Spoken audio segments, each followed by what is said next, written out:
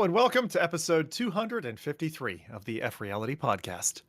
Did you know, with AI enhancements, you too can wear a gold chain with the prominence and confidence of a multi-billion-dollar business owner. Anyway, this podcast is going to give you the latest on VR gaming, what's coming at us hardware-wise, as we share our thoughts on the status of this industry. Up for today's VR hike, it's all about the apps.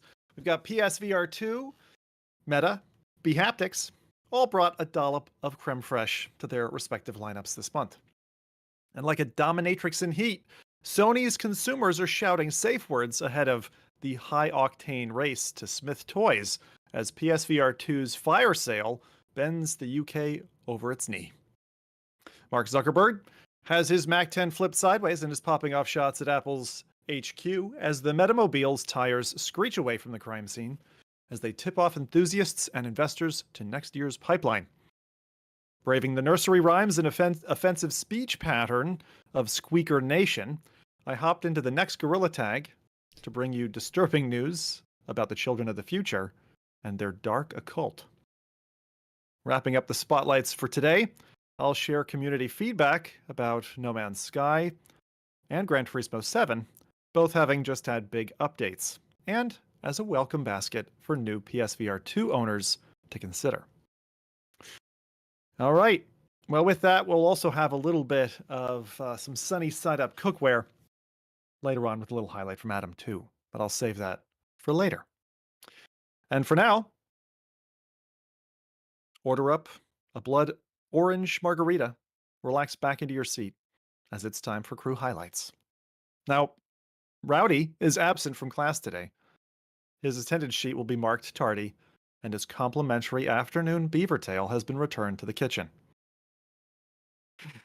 So it's Adam up first. Adam, you're always a busy lass. How have you been getting on with these past 2 weeks? God help us. When I'm at the helm for the streaming stuff, I don't know. We'll see what happens today. I apologize, everybody. I don't know. But yeah, that aside, I guess caveat. Yesterday in particular, I played a lot of VR. I was in headset a lot. I played Into the Radius 2. Cool. I played Supernatural, but that's not abnormal. I do that at least 6 days out of the week. And then I did the Lunar experience, which I'll talk about later. So a lot of headset stuff yesterday. Oh, that's cool. And you're still going. I remember you mentioned this, I don't know, it was probably more than a year ago about Supernatural. So that's like your daily fitness thing, and you give yourself a break once a week? Yeah, even actually multiple times a day, because I'll do like a meditation and stretch in the morning, and then around like noon before I eat, like my reward, you get lunch if you work out. It's kind of a thing. I'll actually do one of the workouts. But yeah, it's been working out really well, and I love it. And they keep having, they used to do music every day. Now they just do like a bunch once a week. But it's crazy. It's absolutely insane what they're able to do. But I did get to try Into the Radius 2, which was, I guess, again, another caveat. I only played the first one a little bit, and I don't know why I stopped. I love survival, like realistic shooter games, just not like PvP. I like co-op or single player. So this is, and I like post-apocalyptic, which is kind of surreal post-apocalyptic-y. So and I was happy that Into the Radius 2 had co-op, so that's normally what primarily what I wanted to try. I will say though, I hate it when games force you to like play this tutorial and single player mission before you can jump into co-op. Yeah. And I get it, like Into the Radius 2, there's a lot of warnings everywhere that like on the roadmap, it's super early access. The tutorial's going to change completely. So maybe in the future, they'll maybe make like a co-op tutorial, or you won't have to like play stuff by yourself before you can play with people, because that's so frustrating to me when games do that. Yeah. But they did warn that the co-op experience is pretty buggy. And we did find that out. I'll have let me switch over to some video real quick here. All right. I won't go be scrubbing too much, but it's mostly buggy for player 2, like pretty buggy, as in when we got a shotgun eventually, at one point it progressively started floating further and further away from his hand. Sometimes his magazine would show as loaded, even though it was not. Or like he would drop stuff and then no longer be able to pick it up. Sometimes the chest harness where you hold all your gear was just gone for him. So he's like, I don't know what I have or to pick up my stuff. I love early, like look, multiplayer network code ain't easy, right? From all the dev friends, I get it. And those these things happen, all this kind of stuff happens. But I have to say, to be there at the forefront, see it while it's going through their alpha or beta steps, like it's great because there's moments you're gonna have, and there's gonna laughs you're gonna have, and frustrations you'll have, which will never happen again. Like it'll get patched out, and you'll never be able to experience that again. So those unique moments, as annoying or frustrating or funny as they are, they're so limited. They're so limited. It's like special edition of the game. And I do want to mention that, like, even though there were a lot of bugs in the early access, like being able to play Into the Radius 2 with friends is fun. Like, and it makes it a little, I don't want to say easier, because sometimes there was a lot we learned quickly on, like, hey, maybe we want to load our magazines before we leave, because we're spending like 10 minutes trying to load each bullet into the magazine, and then you drop a bullet and it rolls down the hill, but ammo's expensive, so you're trying to run down the hill and find it in all the brush. But little things like that kind of made it like fun, because it was so, each bullet is valuable. You don't want to lose those things. So we'd be 10 minutes just like, okay, there might be something ahead. Let's load our guns. But then eventually we learned, like, okay, maybe next time we'll load things up back at base versus try to do it on the field, because that was just so inconvenient. So I think I would, if you're really interested in this game and you want to support the devs, I would say then get it now, so that, you show your support and you're providing them with feedback that, yes, I do want you to keep going and making this and developing it. But if you're looking for something that's like, boom, ready to go, polished, like I want to jump in and things are great, maybe wait a bit. But I was one of those that's like, I love the style of game and I want more like hardcore survival shooter without the PvP. So I was like, I want this to keep going. I'm okay with all the jank, that's going to happen in the beginning. So, like, tutorial aside, so the first game had a very heavy tutorial, and I kind of like what you were saying is it changed quite a bit from when you could first play that game to like its final format. And so I'm not surprised that the kind of heavy tutorial front end is back, but I just want to know, for somebody who's been through that so many times, where you get a multiplayer buddy you're like, hey, let's meet up at 3:00 and we'll play this game. And then it's like, oh, you play the 40-minute tutorial and so will I, and we'll get through it. How long was it roughly, if people were, trying to estimate the time?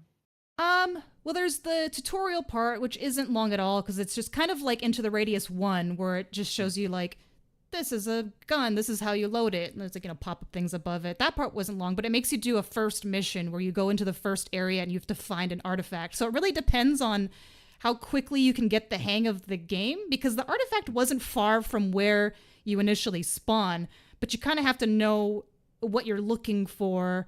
And like, the map isn't very big, but there's enemies in certain parts, but you can avoid them. So it's hard to say. It really depends on how on luck in part of it. Because actually, I found something that wasn't the mission objective, and my husband had completed it before me, and he's like, it's not this black thing, it's this blue thing. And I was like, oh, but I found this black thing. Like, so then he kind of showed me the spot where it was, and that helped a lot. But yeah, so I mean, but I feel like that part really could have been done together still. Like, maybe, because the tutorial happens outside of your, camp area, like, in just a mysterious zone. And then you get thrown into the camp, and then there's little tutorials at the camp on different spots, like the shop and whatever. That, I feel like starting once you were spawned into that camp area, that's when co-op really could have began. Because that's where you meet up with the second person anyway. So, I don't know. They're still working on a lot. In some of the video you could see the shotguns like not in the hand really, and so eventually he gave up because he was like, I'm not really sure if I'm shooting it. And then at one point it was like several feet above his head. He's like, am I holding it? I have to look up, I can't shoot like this. But yeah, it's still fun. Like, I love the survival elements and kind of the difficulty level of it, and then the different areas. Like, we unlocked a forest area we haven't gone into yet, because I'm like, no, I want to conquer this spot first. Like, just do all the missions there, make all the money before, now that we know that, at least the enemies there that we killed stay dead. So we kind of want to go to a new area and have to deal with that all over again. Oh, and your favorite little black spaghetti monster things, those are back. They're still there. Yay, Oh, fun. yay. Those things are nasty, man.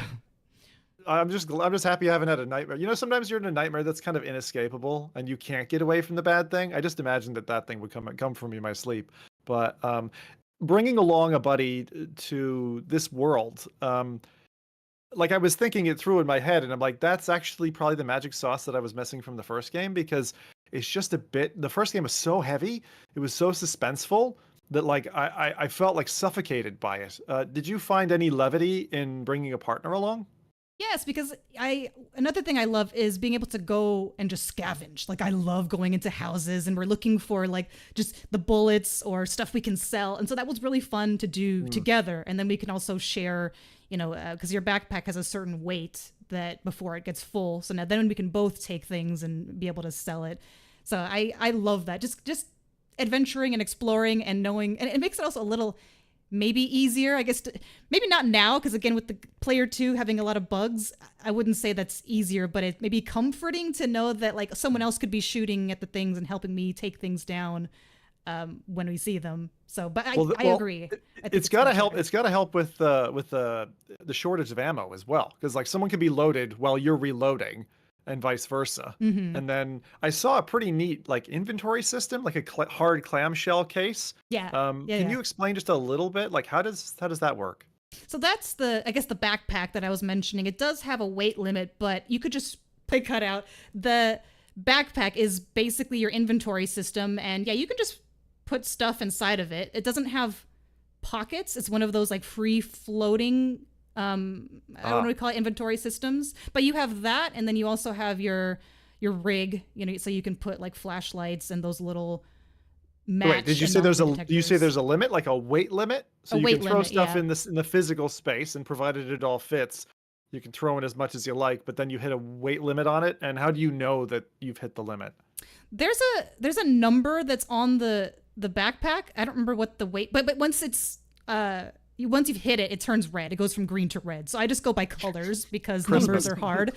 Got it. But yeah, so then I'm not really sure what the disadvantage is. I'm pretty sure my stamina, like I couldn't run as long compared to him when I was in the red. But I think it told you in the tutorial, and I just didn't pay attention. I was just like, oh, cool, backpack. Yeah, put stuff in it. But yeah. Does it auto sort? That's not like I saw the backpack like do you just drop it in there, or does it like do you have to physically puzzle piece it? You just physically puzzle piece it. So it would annoy the hell out of me. Oh, dude, yeah, that's Resident Evil 4 vibes. Yeah, I hated that. That is the one thing, yeah. Hang on. So forget auto sort, but like it looked like it was complete chaos in the case. It's not even like it's three-dimensional space of volume in there, and you can just throw parts in it, right? It's not like a two-dimensional grid. No, so you can put things in, like, as long as it's in the case, it just floats there. I don't know how if that makes sense. Like, it's not like it's sorted into slots. Yeah, it's just like even worse. It gets put in, and then it's almost like you hit like a freeze ray. So it's just kind of, so you can take things out and like readjust them, but there isn't like an auto slot sort. So yeah, my backpack sometimes looks like chaotic, and I'll just have individual bullets from when I was racking the magazine, and there's a bullet, and I'm running that. So there's like little 1 bullets just to put in the backpack. You can't put them back into the ammo, box, but sometimes I'm just like, I'll do it later. I'll organize later, and I'll just have stray bullets in my, because it's a pouch on your rig too. So it's just like 1 individual bullets like everywhere. It's awful. I'm so disorganized. Yeah, that's like my wife. My wife will have, like you have pockets that close, like maybe you have a zipper or something, and then you have open pockets like on a big coat, and she'll like stuff her keys for the car or the house or whatever in this open vertical pocket, and I'm like, it's gonna get lost. What are you doing? So like I'm one of those people who are definitely, I suppose they call type A, right? Like I like the organized thing. Adam's clearly chaotic, neutral or whatever. And Jose, where do you fit on that spectrum? I'm curious. I everything is a shelf to me. That's just put it that way. Everything. The whole world is a shelf. Like the only thing I carry is this chain, and that's it. Wallet, keys, whatever, Like Adam said, God help us. That's all the items. If that's I Although really I hate they did having that. stuff on me. They did that in, if I remember correctly, Into the Radius 1 as well. That was the inventory system, is you just like have a box, your backpack, and you can just put things into the space and they just freeze once they're in the relative, area of inside your backpack. Yeah. And it's interesting, but yeah. Sorry. Oh, no, like end to end, what's your impression of the game? Like you were saying, if people want to back the dev, go for it. But like on the fundamentals, being a person who appreciates shooters, does it fulfill its vision at the moment? Like, is it worth going for if you're a shooter fan? I would say yeah, especially if you like the more realistic shooters and you're okay with difficulty and challenge. Just be prepared. Like player 2 is probably not going to have an ideal time. There's just there's a lot. But my husband, even with all of the bugs, being the second person, he's like, yeah, well, I'm definitely willing to try it again because there's still other areas we want to explore, even in the first map. So we're willing to slog through some of it just to keep playing, and I feel like that's good. We're not just like, nah, we're gonna wait until a bigger update. Nope, we're gonna try until we can't. Cool. All right, Into the Radius 2. Nice recommendation there from Adam. Thanks for giving us a report back from that dark and dusky place. And Jose, you're up, my man. I got one question for you this week, which is, have you played Thrasher yet? Because I have really not played curious. Thrasher yet, but I haven't. I haven't touched it. But I'm the same. I'm the same. Very much All right. excited. Next time we'll have to compare reviews. Yeah, I'm ready. Slowpokes. Oh man. Let's see. I definitely haven't played exciting games like Into the Radius, but I did play some VR this week. I did get a chance to play Max Mustard.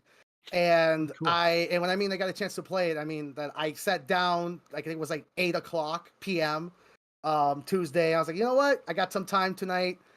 I stopped playing at like 7 a.m. Beat the whole game. I think it was like 42 stages. I got obsessed with it. Wow. Yeah, I'm a big platformer fan. So like those kind of games. See, I'm the complete opposite. If the game's designed for like one person alone that nobody gets to see how bad I am in games, I perform amazing. But the games where I have to play with other people, I just am terrible at it. But yeah, I really liked it. There's one thing that I really wanted to mention about platformers in general and people that are trying to, they try to bring like a certain, let's say, hit a certain metric emotionally when they're bringing games to VR. Like, for example, they get inspired by, for example, Thrasher with Thumper, right? They try to do something for VR, and I haven't tried it yet, but what happens if you try to go after the 2D formula a little bit too close into the VR world? I feel like that's always a very scary slope. And Max Mustard kind of hit that for me, where I feel they were going for the Mario energy a little bit too hard to the point that it almost suffered for that in ways that I feel like it shouldn't have suffered. Soundtrack. For me, the soundtrack was not memorable. And I feel like they were trying to go after this like Mario, orchestra soundtrack without having access to an orchestra. So it felt very empty. And I was like, man, you guys have access to digital tools. They could have done, drum and bass, or look at other platformer games that existed under those genres, right? Bomberman 64 came to mind because Bomberman 64 had like a drum and bass soundtrack that's to this day is stuck in my head. And I'm like, man, they had the opportunity for that. But really good game. Had a really good time with that. And other than that, a lot of VR shipping and moving deliveries of headsets like I'm some kind of like drug dealer all across the US. It's pretty awesome. Clip that, Adam. Clip that. Yeah, clip it, yeah. They're VR headsets, I swear. But yeah, exactly. let's see. Other than that, I got obsessed with a show that I wish Rowdy was here because I wanted to geek out with him a little bit. But it's an Apple TV show, so we're not going to show any trailers. But it's called Dark Matter, and it's an Apple exclusive. I highly recommend if you guys are into like really nerdy sci-fi, like brain-breaking stuff. I'll give you guys a little bit of a teaser about the show, but it's based on, I think, the theory Schrodinger's cat. I don't know if you guys ever heard. Yep. Which is the theory of superposition, which is you don't know the status of something if you can't physically see it or be fully aware of its presence there. And so this guy, he decides to dedicate his whole life of pursuing superposition for humans. So the ability to travel to lateral dimensions, and so we are the decisions we make, right? So for every left, if you take a left, there is a dimension where you take right. So there's different versions always occurring. So this guy figures out, dedicates his whole life on how to create superposition, how to access alternate dimensions of his own self, so he can access places that he's done an opposite decision.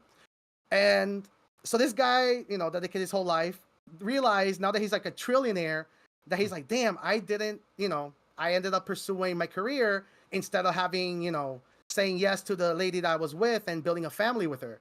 So now that he has it all, he goes into the superposition box and finds a dimension where he decided to have the family and kids.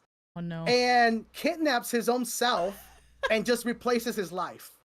So it's and then the show just goes crazy. That's kind of neat. It is insanely good. It's like somebody took like the Doctor Who theory with like dimensional travel and they grounded it in the basis of reality. It's so good. Ooh. There's I can't remember the name of the movie now, but there's a movie like that where they start off, they're doing like a dinner party, and then some spatial event happens and there's like a dinner party down the street, but it's the same house, and it gets all flippy in terms of like this whole multi-dimensional thing with people crossing over, not sure where someone's from. Like, are you the original or are you the copycat or the copycat of the copycat? And it's so that good. stuff is fun. And the show's called Dark Matter, so you immediately start thinking about space and all that stuff, but they actually kept it literal. The show is a dark matter. Like the topics and the subjects are so dark. Oh, I like it. Because as I mentioned, one guy's stranded and the other guy displaced him, right?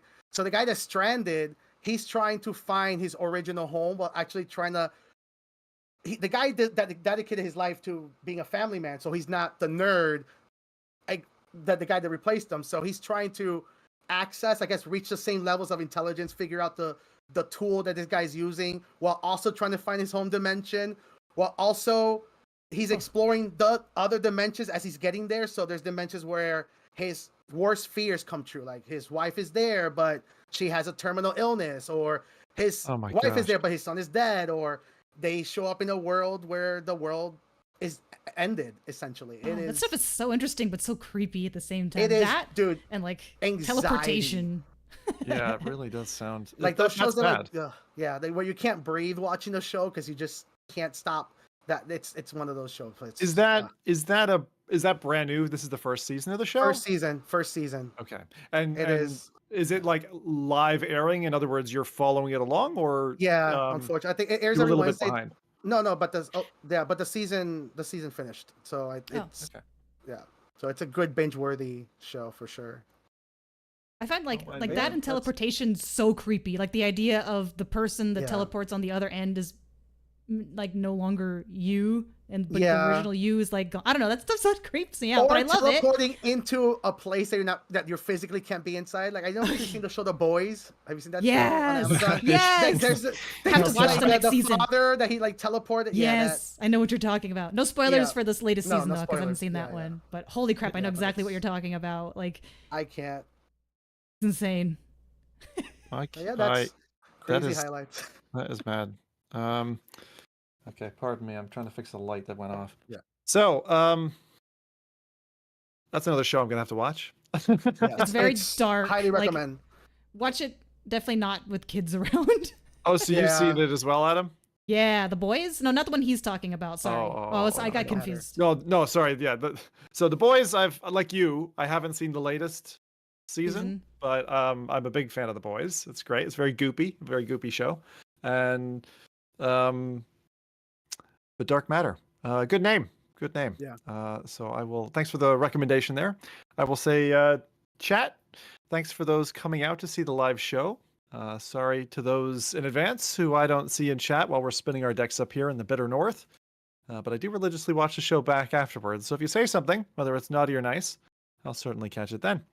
For that, it'll be time for my little highlight, which is actually a bit of a monumentous occasion for me personally. And provided I don't die overnight, tomorrow I'm going to be running my 10th anniversary VR stream. So 10 years ago, tomorrow, I've been running for 10 years, which is mental to think that I've put a decade into the idea of, just broadcasting out to the world like a foray through VR, which has been super fun. So 10 years ago, started up with Twitch. That's definitely the platform I started with. I was a real bleed purple guy for those first 3 to 5 years. And it was really following me waiting for my Oculus Rift DK2 to show up at my front door. And I posted on Reddit and went live on Twitch, and we're there like waiting away and looking all this stuff up. And I didn't know very much about the equipment aside from maybe 7-8 months earlier. I'd met up with a developer in London, and he'd showed me the DK1, and we had the foresight to film the whole thing. So I actually have it on video, which is great to have and look back on.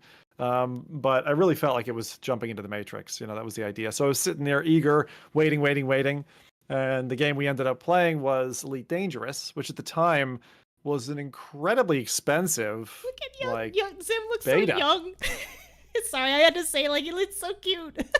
Yeah. It's a baby face. I know, it's before any of the facial hair came along, and this is me with the old DK2 box sitting in the back, and we ended up doing like a side by side. Side by side became a thing that was a real big deal for our channel for a while, and you see it actually now as like a staple thing. But I think we were the first ones to do it. Now, in this time, I wasn't centered, and watching various Elite Dangerous streamers and what started to pour towards me on that specific day that I got my DK2. So everything kind of aligned, and I had a kind of an infamous moment here.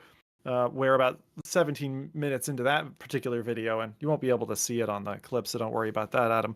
But like, I got to the ship, like the ship that you board where you land your ship and all that. I forget what it's called, but it's a really center point for Elite Dangerous. And I literally was tearing and crying looking at it, because I was like face to face with a Borg ship, and it was just so overwhelming. It was what I would call like a religious experience.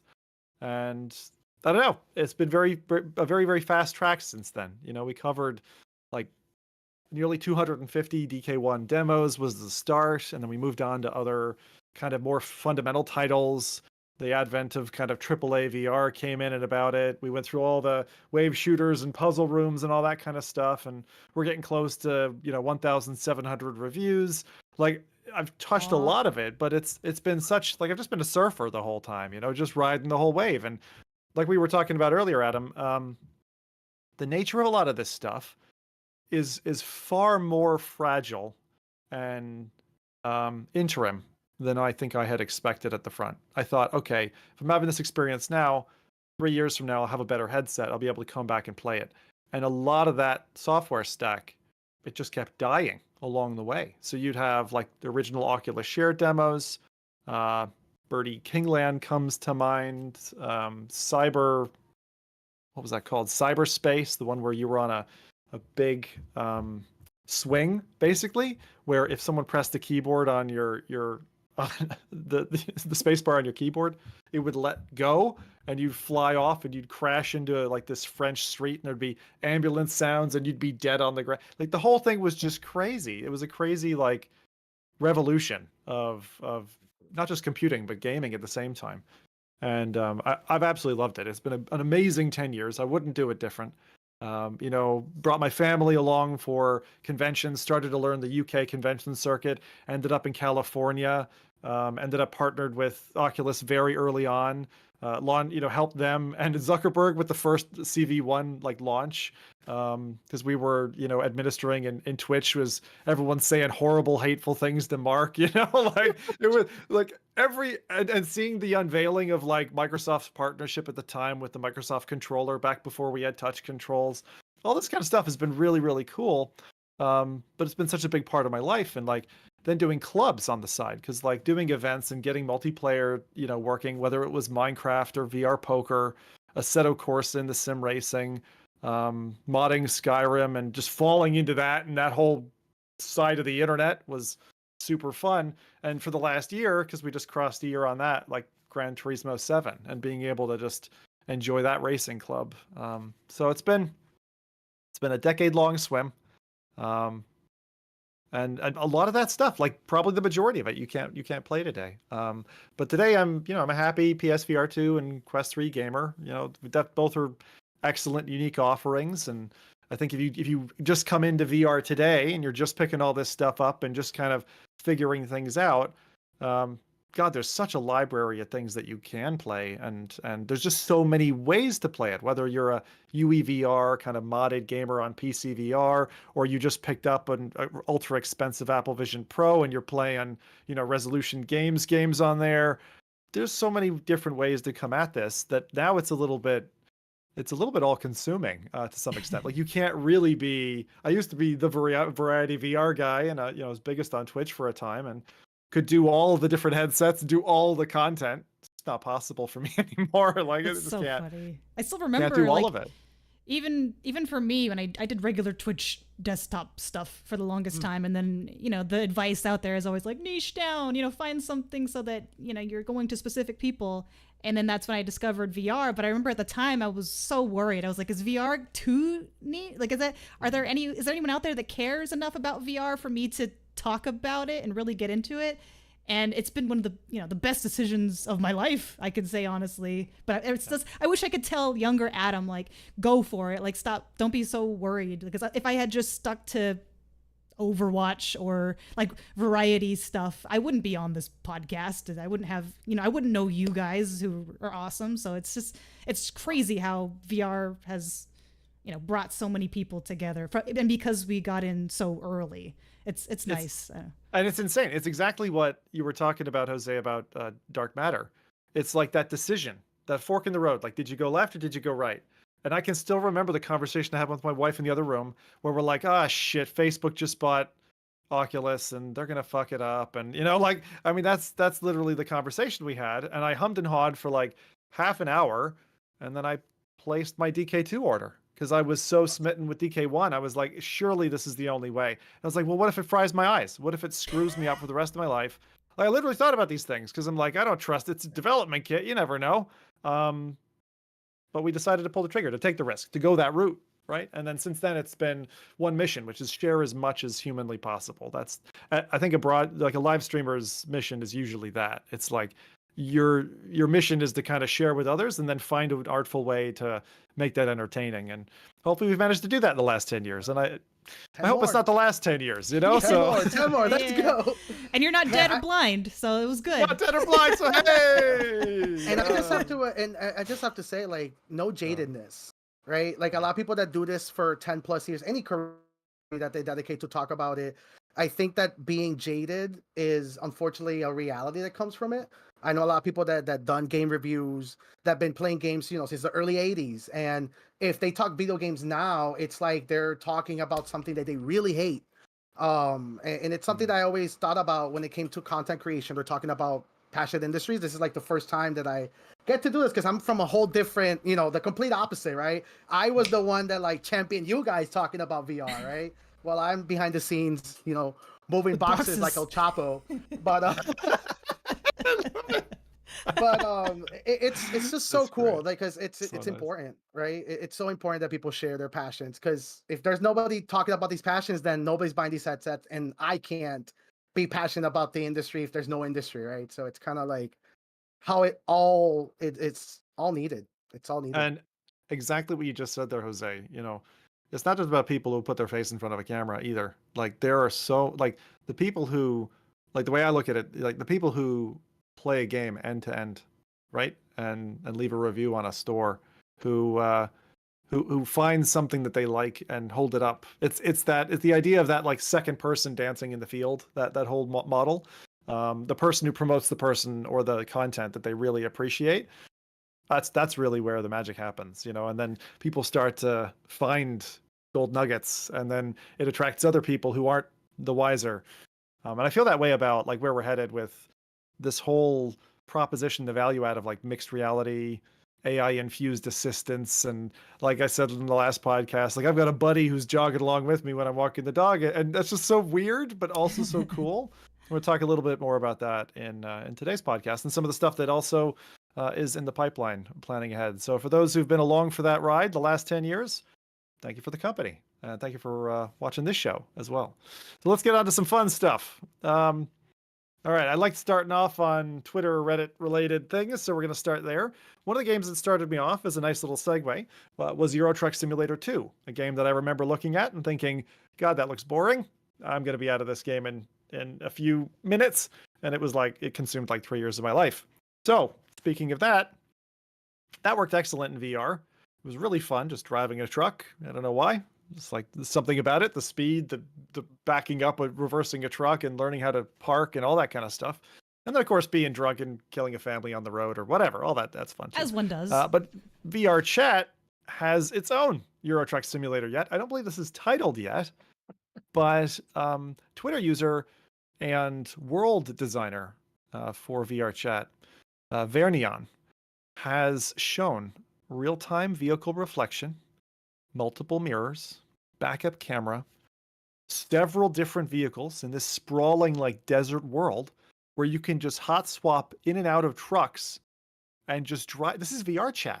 This is VRChat. The only way I could tell is because when he turns and you see like a cat girl next to him. But otherwise, I thought I try not to read too much when you send the stuff. And I'm like, oh, it's just some graphic game driving thing. But I had no idea VRChat. So like the anime hands controlling ultra realistic steering wheel.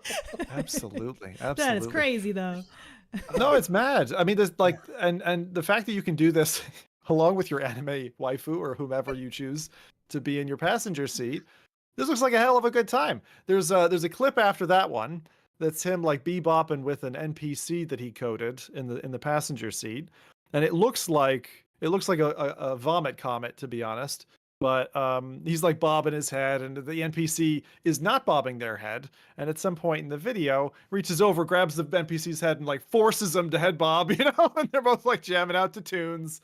And I don't know, I love the look of that. Like the combination of music and driving is something that I've appreciated only ever since getting into VR. Like I was never really into racing games. I did a bit of drift, like rally stuff back in the day with an old steering wheel from Logitech. But man, this combination is crazy that like, you know, I know people kind of smirk or laugh at the metaverse to some extent, but like it is growing around us. And there's communities, these social bubbles are getting bigger. And the creative element of it hasn't been brighter. Like it's just so cool that people are willing to put in years of their lives to build some facet that feels like, to Adam's point earlier, a niche upon a niche upon a niche. But hey, there's an audience for that. There's people who want to play it, and there's people who want to gather around it and talk and meet every night after work and, you know, like live in that space. So it's really a new world. And if you've never been to one of these places, take the time, is what I would say. Become a cat girl today. That should be their slogan. Literally. We need you. Become a cat girl today. Not as easy as it looks. With the amount of body trackers and like the meshing for models, all the animations. Yeah, it's not easy. There's a lot of science goes into that. You know, that's not an easy thing. So like, I'm going to be glad when AI tools allow you to enter a prompt and create, you know, like a VR chat character or some social character. Oh, we're there. We're there. Really like we got those tools on. It's what stands to me the most is like, it's when you think of like VR chat, like you like conceptually take out like what we see, it's really like Unity or Unreal Engine, but in game form. And it always makes me wonder, like, why hasn't like Unity or Unreal, that people are already making these games on it, not make them a social hub and replace VR chat? And it's because that's all they're doing. When you look at the systems, the menus, all they're doing is masking create object with here's the object, and it's just maybe it makes you wonder if that's just going to be the future of video games, and eventually we're going to just stop using game engines and people are going to just be selling like gates, buy a ticket for, you know, Into the Radius 3 in Horizon World or whatever. Right. Yeah. I actually imagine that back when I was big into poker, was there used to be this spiraling staircase, right? So you would play poker in this room. You'd walk in. This is very early on. It was called Casino VR Poker because they had a thought that they might expand later. Later got rebranded as Poker VR. And you'd walk into this casino and there'd be tables of 7 or 8 players all playing hands of poker. And the idea that sprung to me then, this is like 2 years into VR for me, was it's not long before that staircase over there is like only people who've won at one of these tables can even walk up that. Yeah. It's like the closed off room.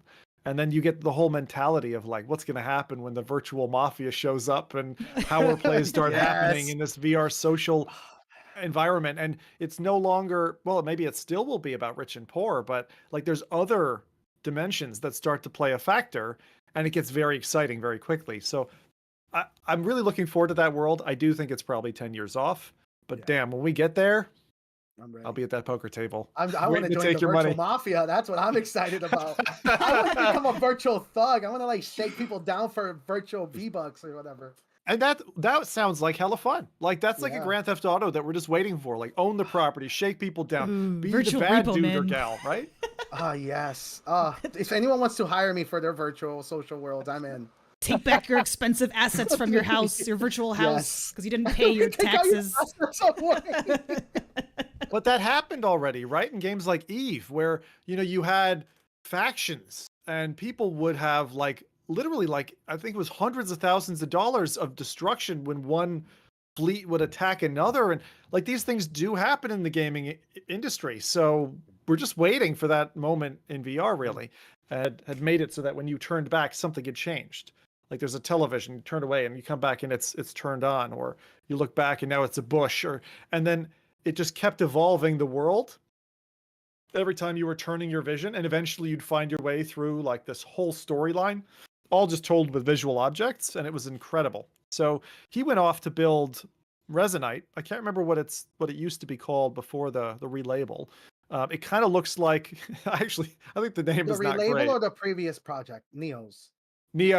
Thank you. Yeah, previous project. So I call it a relabel because they're kind of similar ideas anyway in terms of concept. And I don't know the details behind Neos enough to speak to it, but Resonite seems pretty nifty. I'm not a fan of the name or the branding because it looks like a video editor is my opinion. I think they need to rebrand, but what's inside the box is really high quality, and the user interface is probably the thing that stood out to me the most. There's a really neat thing where they do the kind of standard, what seems like the standard laser pointer to a menu, but it's soft. It's not a hard line. It's a soft line, and it preempts the vector where you're going next with your cursor.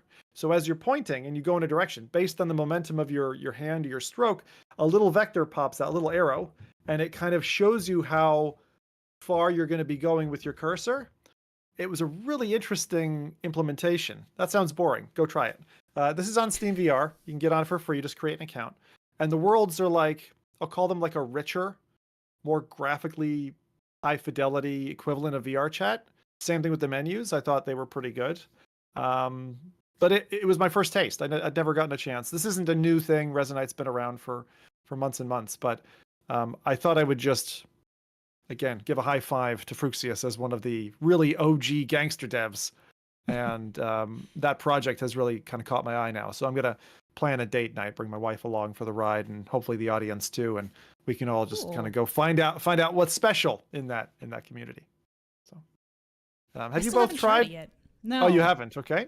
So compared to, you may have mentioned this already, but compared to Neos in terms of like confusedness or just UI, besides the soft pointer, like how would you compare it for ease of use, if that makes sense? It feels, so I've never played Neos. I only saw videos of it, unfortunately, so I never saw it. I see there's blackouts happening in California at the moment. I keep blinking in and out of existence. Adam does. Everything is burning and on fire. Yeah. Well, gotta watch your tongue there because you never know. You might get a fire tornado that come out of Helldivers coming to get you. But no, like I would say it's on par with VRChat. So the kind of interface, the HUD, how you browse from world to world, still feels like it's rooted in two-dimensional computing. So it's like classifications, categories. I've got a tablet basically in front of me. I'm selecting places to go. Like, it's okay. I don't feel like we've hit the magic formula yet in terms of how we get around. And actually what Jose was speaking about just a moment ago, where you walk up to a gate or there's some kind of muscle memory or physical presence, a little bit of like what Rec Room tries to do with your dorm room and then walking from place to place. I feel like that's maybe closer to the answer we need, but it needs to be locomotive efficient. So you shouldn't have to walk a mile down the block to get to the store you want to get to, but how do you transport yourself there while still making it feel natural? There's a lot of things that need to be solved. And I've seen a few things like Tender Claws did some weird locomotion teleporty stuff. And I can imagine a fusion of 3 or 4 of these things. I just haven't seen a locomotion or a mechanism yet that kind of does what they talk about when they talk about like creating a wormhole. You know, you have the fabric of space-time and you want to basically pull those 2 bits together so you can just hop the bridge.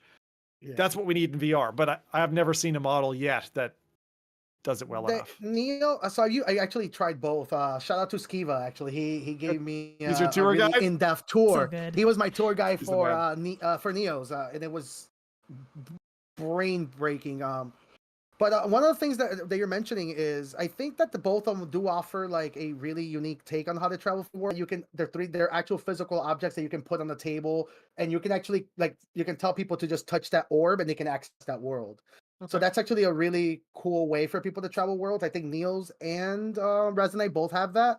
Okay. And a very important thing that I wanted to bring up when you mentioned the 2D navigation system, I was having a similar take about that with games, and my buddy asked me, but we use 2D navigations to know where we're going in real life.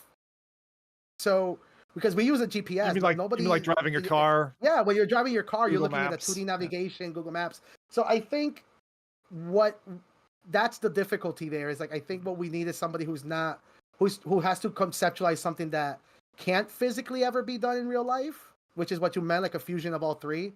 But that's the problem, is that nobody's really thinking about deep mechanics on how to even replicate that, because it just seems almost conceptually difficult, for somebody to imagine something that can't be replicated in real life and then bring it into a virtual world, which I think it's the friction with designers right now. It's just but like the reason I suppose I try to avoid getting into, because again, more about me than anyone needs for this, but like I used to be into ufology and all the stuff, all the things that were unexplained. Let's go, bro. Right? And yeah, I know we're gonna have a podcast one day. Let's going down this. But at some point, I got to the point where it was like dead ending, right? And I was like, okay. So I tend to shut stuff off where it's like I don't think I can run down the entire track, because it's quite unsatisfactory for me to not be able to find an answer in the end. And it's the same thing here, but like recently, what flipped the switch was trying Apple Vision Pro, and between the eye tracking and the hand pinch, and feeling like it felt like at a human level, you're like, okay, they worked it out. They worked out how I should control this interface. It feels supernatural. And like, I think we're there. Like that's now the new gold standard for how I interact. Okay, there's still reason to have, game controllers and stuff like that. But this is what we're trying to, but for locomotion, I've seen 10 years of experiments from where you're swinging your arms, where there's all kinds of crazy locomotion standards that have been tested and trialed. Some are comfortable, some are completely uncomfortable. But we haven't hit that yet. We haven't gotten to the point where it's like, okay, now that feels right. Maybe that's just me, but gliding along a plane of existence is the closest for me personally that we've managed to do. And for anyone who enjoyed like warehouse or room scale VR, like back when it was proper room scale, like in the Vive days, I'm sure Jose is an expert at this with your location-based experience, but physically walking around with your body around the holodeck, God, that feels amazing. Yeah. But we've not been able to replicate that when you're standing still. And I don't know if we will be able to. And I don't think the answer is running on a slippery, hemisphere, like one of those yaw pods or something like that. We just don't have a good answer yet. I've never been a fan of those. I fully agree. I think physical peripherals for locomotion, I don't think will ever be it. One thing that I do know is that we will probably see early, I guess people will call it deep dive tech, right? Because we'll be able to like fully immerse ourselves without physically moving, because and Apple is showing experiments with that with the Apple Watch, right? Where it's pulling motion from your actual nerves rather than actually looking at an input. I feel safe. That eventually they're going to be able to maybe like map like leg muscles, like you just twitch your leg a little bit, and now your character's walking even though you're standing Weird. still. Man, like And think of the physiological implications of that. You spend 10 hours doing that. It's like being on a boat and coming off on land and feeling like land is moving. You're going to feel like your legs are filled with concrete if when you actually have to physically move. You might train yourself to the point where you can only twitch move. Yep. Oh God. yeah, that's gonna be. Yeah. We paint some really weird futures here, Jose. It's, The science is there. Like, look at know. Neuralink, right? The guy was literally saying he feels like he has an aimbot on when he's playing I games know, now. and I know that's where we're headed. And I'm very apprehensive about it, and at the same time, I kind of want it. So, like, Same. let them mature the technology. I don't think I'm going to be an alpha pilot. Honestly, for it, well, you know what? I'm if there are people looking for alpha pilots, beta testers, like I'm in it. I listen. Jose's all for the body hacking and virtual shakedowns, dude. and man, he's Yeah, signing up for all I'm these with clubs. it. He's the next yeah. RoboCop. I want to be. Jesus. I'm studying my exact. Well, I want to become the villain in RoboCop. That's what I'm going after. Like, I want to become like Anti-RoboCop. It sounds like it sounds pretty badass. So, and speaking of badass, we have another next fun thing from the wide world of Reddit. Heading into a full tech suit up. Why don't we talk about Mech Warrior? So those who are fans of Vox Machina will appreciate having a full motion rig surrounding us. Now, given the game Mech Warrior 5 is about 5 years old, having been launched in 2019, there's this particular streamer who's showing a how do I call this? A full motion sim rig, encapsulated experience, as if you're sitting in a real world mech. And some of the feedback that this guy's going through is, for example, twitching I'll call it the joystick, just to simplify things, hard left, like bank me hard left. So the top of my mech like rotates fast. And in the actual equipment, he's getting thrown around like a little kid in a bucket. Like, I mean, like looking at this reminds me of when I got infatuated with the idea of a 6 degrees of freedom motion rig for something like Assetto Corsa, where you can feel every bump in the road and the roll of and the contour of the road as it's sloping. This just looks amazing, and particularly when he's like on the guns and like firing. He's getting that feedback in the full chassis that he's sitting in. So this looks, I mean, we're talking about like lackluster location-based experiences, but this thing, I don't know, Jose, you want to go in this? Dude, I want this in my living room. I was gonna say, you thought the yacht took up a lot of room. Yes, I'm a sucker for like physical like controls for like physical objects in virtual spaces. Like I've Pacific Rim, all that stuff, Gundam, Mech Warrior. I'm just waiting for somebody to just give me the funding to build something like this. I'm just seeing the bottom part of it, the vibrate. Someone's gonna make an experience for this that isn't mech related. I'm sure of it. God damn, Adam.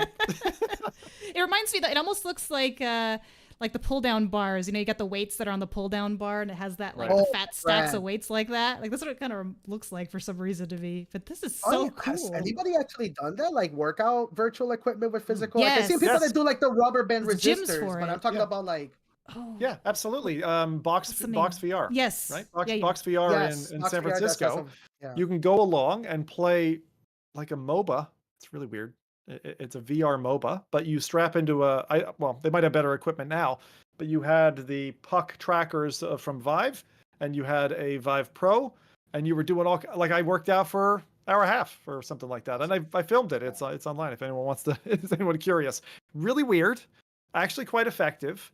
And you'd have a profile. So they would tweak your exercise experience every time, and it would like try to train you up. So it knew you could take 6 reps. Now I'll try you on 8, and it would keep doing it until you were proper, like worn out. So it was very effective. I would do it again. But I only think they were only in like San Francisco and like Idaho or something like that. There were only like 2 or 3 buildings, and I don't know if they survived lockdown, but that was they're still around. I think they only cool. have the San Francisco one for now. Yeah, I think they had to shut a site if I'm not mistaken. Yeah.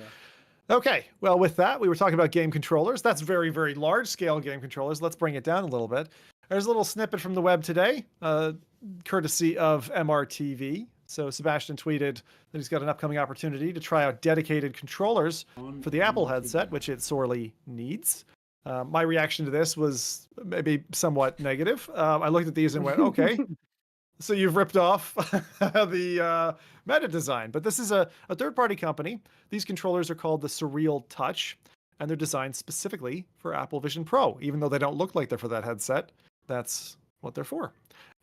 So I would just say that the name, my only kind of feedback on this, aside from, yeah, I get that gamers need it. I love the name Surreal Touch, but it does sound like an adult VR add-on accessory to me. Surreal Touch does not sound like a game controller. It sounds like a different kind of controller. It's a surreal experience, all right. That's right. Yeah. But I know a few friends who got the AVP, and they've been desperate for trying to find something that pairs well. So, this is an easy in for the company. But I'm curious to see if anyone picks these up. Let me know your experiences. Go ahead and, DM us on Twitter your experience. To what the Quest Pro controllers are. But the Quest Pro controllers are officially supported by Meta. They have the algorithm caked into the operating system. This is one of the fringe deep tech realities when it comes to VR. That a lot of people think that VR tracking is really actual tracking. The only headset that does real tracking is base station tracking. So anything that does inside out, it's using approximation. So there's algorithms that go like, okay, this person is swinging to the right, so it will account for where the headset's going to go, but it's always going to be a prediction. So the more you use it, the better the tracking gets, the more data. This is a new product. It's done by a third party. There's not a lot of data. They're probably using gyroscope hacks that means you have to install a third-party plugin on the computer more than likely. That's going to be translating Steam VR, tracking controllers. It's too much friction. It looks cool in marketing, but I would wait to see somebody actually buy this and use it. Yeah. Well, so again, if you're looking for coverage on that, MRTV on YouTube if you're looking for early first impressions. Okay, so next up, let's move on from diving into the depths of socials over into, we've heard of Apple bobbing, but we're going to be app bobbing. So the first app up for that is the official PlayStation VR2 app that's come to the Steam store as of August 6th. So PSVR2, for those who maybe have had their heads under a pillow for a little while, is getting a PC adapter that's going to allow connectivity to your PC and use of, I'll say, limited features of the headset. You'll get the display, you get the ratchet wheel. That's about it. I'm sorry, I'm being hard on them. But you need to have the physical adapter, and in addition to the physical adapter, you'll need the software. So go ahead and add it to your wish list or whatever now.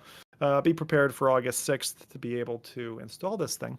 And then this is ahead of the adapter sales that are coming August 7th. Okay, so that's going to be available. I saw a mention on Reddit that somewhere in France, some retailers taking pre-orders for them. For most markets where this is being sold, the PC adapter, I mean, you'll be able to do that on Sony Direct. So you'll be able to buy directly. I don't know what the hell is going to happen in Canada.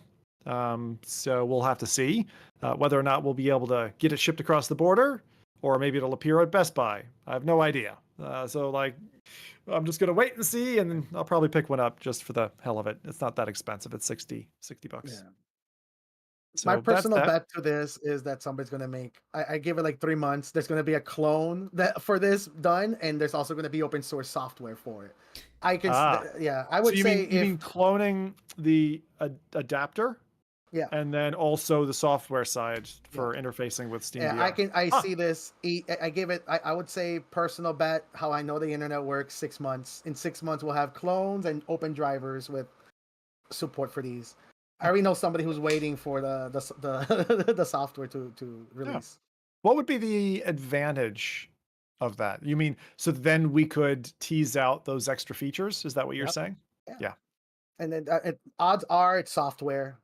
You can't block an HDR connection or an eye tracking if it's physically into the cable, unless you're blocking it from the signal. Right. Somebody will figure it out. Yeah. Well, I desperately want my PC-compatible PSVR2 experience back for a number of reasons, so looking forward to that.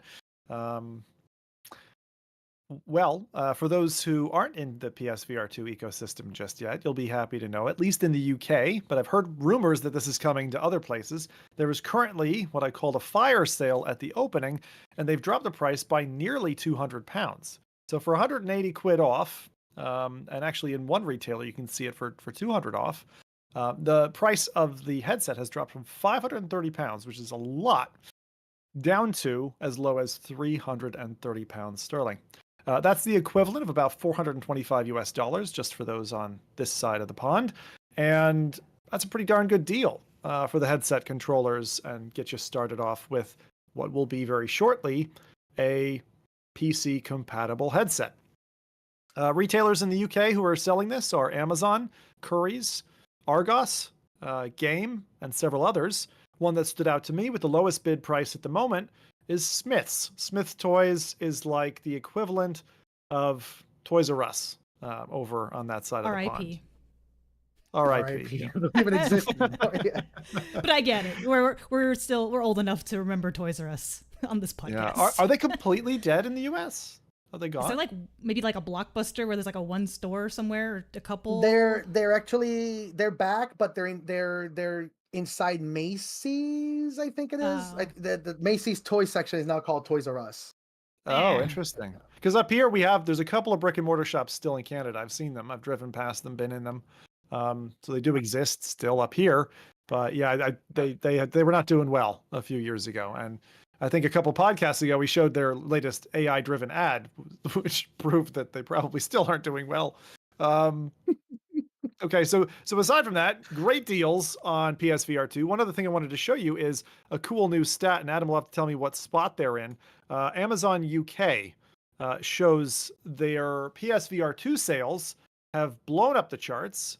So they are currently outselling PS5, Xbox Series X or S, Switch, and Quest 3. I think they were sitting around about place 18 in the list when I was looking at it earlier. So there's 15 that bundle. Now. 19? The Call of the Mountain bundle? Yeah, it's 15 now. Oh, it's 15. So it's going up. Yeah, so people are jumping on this like hot tamales. It's a good deal. It's a great deal. And my only concern with it is, right? Like, are they just clearing out stock? Like, I get they've got a backlog of stock. Fair enough. And maybe they're trying to even that out. My worry would be, are they going, PC, here's your PC adapter, clear out the stock, and now we're abandoning ship. Like, that's clearly the concern for the PSVR2 community. I like to hope that Sony isn't, I'm just going to say it straight, that Sony isn't dumb and they aren't going to dump like a great headset and support for it. I don't mind if they keep it minimal. I don't need super crazy AAA titles that take 4 years to develop. I really don't. But keeping the headset alive and showing it some love over time would be great. I do see the adapter as being part of that love, so let's hope that this isn't a death knell. And grab them while they're hot. You're so optimistic about it, unfortunately. I know. It's cute. Yeah, I've spoken to some, and that's the thing. I don't want to gauge it to be this, but like Sony execs on the business side of VR, they're not enthusiastic about VR, and I take that as a sign. So if the business side is not interested, then probably PlayStation's not interested either. I know on the consumer side. Well, I think they launched for, I do think price had a factor. And I think the Quest 3 has the same problem, which is they've come in with amazing technology. The problem with amazing technology at an exorbitant price is that people don't try it, right? They generally don't reach for it. They don't try it. They're like, that's out of the league for me, right? And that's the same thing with Vision Pro. And that's why I was suggesting last podcast, like, go try the demo, because at least you understand it. And then when it comes to a price that you're comfortable with, that's your time to leap in. And that's really one of the problems is with lockdown being there and brick and mortar shops generally not having demos of these things. Yeah. Like, how's someone going to try PSVR 2, right? If you don't have a friend with one, how are you trying it? You have to pay for it, then risk not getting it returned. The whole thing's, unfortunately working against them, but it's a great experience. A lot of people's favorite headset, and yeah, let's hope they can keep it alive. Is my thought. So while we're app diving, let's go to the next one. Bhaptics have launched a native support app for PSVR2. It brings about a direct connection with their vests, I should say, and their other trackers that they have, bringing Breachers, Legendary Tales, Big Shots, and Hellsweeper VR, amongst a few other titles that have sprinkled in since I snapshotted that news. The only thing that I would say, because I wasted a bunch of my time on this, is that there's 2 bloody apps, and I'm pissed. I'm pissed about it. I'm like, Bhaptics, why are you doing that? So there's Two I'm apps. just gonna get the names of them. There is you won't be able to see this. There's a Bhaptics app, and there's the Bhaptics Hub app. So if you're a PSVR2 user, you need to go and look for and download the Bhaptics Hub app in order for it to work. And the funny thing is, their FAQ and their website doesn't mention the fact that there's 2 fucking apps, so you can install the first one. Is the other one for Quest or something? Quest and PC. Yeah. Okay. Yeah. So I just think that as an app designer, you'd be like, just to give us one app and, tell us the room that you want us to pick to go into. If you have to compartmentalize, then you can't have an app that's like uniform. But like having 2 separate apps and then making the mistake of not having it in their instructions, it was really bizarre running across that. Like I lost maybe an hour. Like I was like, what's going on? Why is it not connecting? And why doesn't it look quite the same? And it's so weird. But does the app have to run? Like, does it have to stay running on your phone for it to be working on the PSVR2? Or is it like, what exactly does the app do is what I'm trying to figure out. So the app is doing the Wi-Fi connection basically from the PS5 to your phone to allow the, how do I call it? The haptic. It's like a haptic API. It's a handshake. We use the same thing for simming when we're taking data out of like a racing game and bringing it to a bunch of shakers. It's the same kind of handshake. So it's a very lightweight connection that's happening. I don't believe the app has to be like full screen up on your phone all the time. Okay, that's what I was asking. Okay. Right? I think it can basically be an active app, but you have to launch it and then that's it. Like it's not a pain in the ass to use. But I need to test it more because my trials were pretty much just in the setup side and I wasn't able to go as far with it as I wanted. But Breachers, for example, with the haptic vest, either their X40 or their X16 suits, those are great experiences. Like it feels so much better to be running around a shooter and when you get shot to feel it. Like I would do that every time. The only thing that I think is a limiting factor for those for the vests is that they can be quite hot. So if your play area is already warm and you go throw one of those on, within half an hour you're probably going to be uncomfortably warm because when they vibrate pretty hard, and so that generates heat. And then they're trapping it in with the vest anyway, which is kind of like a faux leather, 300 movie style set of abs that you're throwing on just to impress the ladies. Yeah. And so that's Bhaptics news. In other news, we've got a crazy sale on No Man's Sky. They took the game to 60% off, so it was only really $20, which is fantastic for anyone who hasn't been able to splash into No Man's Sky yet. They dropped what's called their Worlds update, and this is the first of 2. And it brought about all kinds of things. A refactoring for their water, so the water looks different. Planets can come in different colors and combinations. I spent 2 hours in it, and I'll be honest, I wasn't wowed by it. But in a PSVR2, I did find that they had tidied up and fixed some of the performance issues that were there before. It still has some, and it's primarily when you're like in a ship, either in space or on a planet, and kind of making hard banking turns where there's quite a lot of tessellation going on. You'll notice little frame dips, but those aren't a real problem. I mean, you've got floating islands with waterfalls, new species of animals, and the Swarm Queen, a giant bug boss that you can take on, which is reminiscent of some other games like Helldivers, and I'm trying to remember another one. So it looks good. Feeding more of their player base with more DLC, more updates. That's one to not miss. If you missed the Worlds update, then check that out or pick up the game on sale. It certainly looks the part. And if you're new to it, just be aware that No Man's Sky plays like a never-ending breadcrumb trail, right? So you're learning things and you're getting story pieces all the way along without really feeling like you're getting a full meal. Like, that's the only main think problem that's with the game, I why would say. I haven't tried it yet. Is also I'm a little intimidated because I had played it before, Yeah. like a long time ago. But I've been meaning to get back into it because I like games like this. But I'm also kind of scared at the time commitment potentially because I think there's other games out there, and some of these games are nice bite-sized things that I could feel like I'm marking off my checklist. All right, but No Man's Sky is kind of a never mark that off your checklist because I feel like you're never really going to be done. Yeah. I remember feeling that way when I picked up the like I was trying on PlayStation VR 1 Skyrim, and I was like, this is really cool. And I just picked up on the sale the PC version. I was like, yeah, I probably will never play it, but I just wanted to see how it looks on there. And then 3 years of my life, 5 years of my life disappeared very, very quickly with modding. And the thing I would say to you is this price point is really good for what's in the Just for 5 seconds at a time. We're getting that ad money in. Sorry, everyone. But we should be back now. It's only like it takes me 5 seconds to restart OBS, so I'm just like, I'll just do it quick. Maybe nobody will notice. They'll just get an ad and be like, wow, there's a lot of ads on today's podcast. Yes, there are. Right. Yes, sirree. Tim's trying to do this for 10 more years, guys. We need the chopping it up. That's right. Trawl it in. Yeah, so we're having some crashes on OBS. Don't mind that.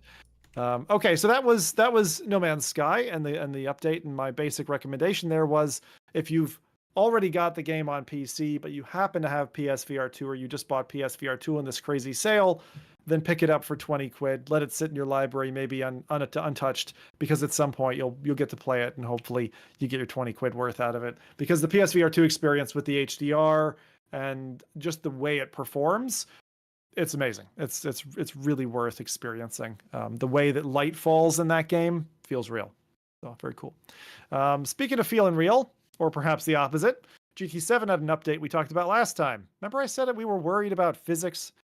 Well, the physics have been going a little bit nuts. So when you add physics to a car game, it can either go well or it can go very, very poorly. And in this particular update, the physics for cars on the road has gone fucking bonkers. And so cars are hopping all over the place, flying off to space, and we're getting all kinds of meme-happy short clips from GT7 players around the world who are saying, Sony, did you even do any QA at all for this update? I was going to say, is this like a sandbox mode lever, or was this just an update to the base game? I see nothing wrong here. Physics. This looks like a lowrider show that you see like in the Californian districts. God, I kind of love tricks. It, but yeah, I get the frustration, but it's so funny. The lowrider update. Wow, it's incredible chaos is what it is. It's absolutely amazing. Hopefully we got some Mexican fans and they're like watching this, they're like, yeah. Put some hydraulics on that. Man, I'd like to see some Latinos up on the moon, man. Like that would be some cool shit. Anyway, so GT7's physics update didn't go so hot. They dropped a new track and stuff. We talked about that last time. I won't belabor that point. So maybe wait for a patch if you're really into your, I'll call them sub-second moments. All right. Captain at the helm is having some trouble with the ship today. Don't worry, Adam. He'll be back in a moment. This is why we need Rowdy. Rowdy, go back. Yeah, it's fine. We're good. All right. So let's move on to a Meta Quest section. All the naughty things that Meta's up to.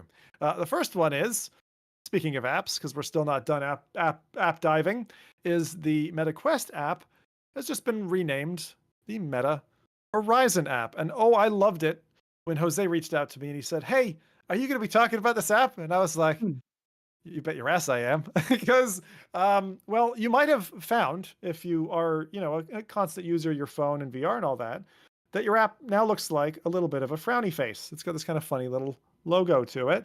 And you might go into it and be like, hang on a second. The feck are my games? Where are my games? What happened? Why do I just see Horizon stuff? What the hell's going on?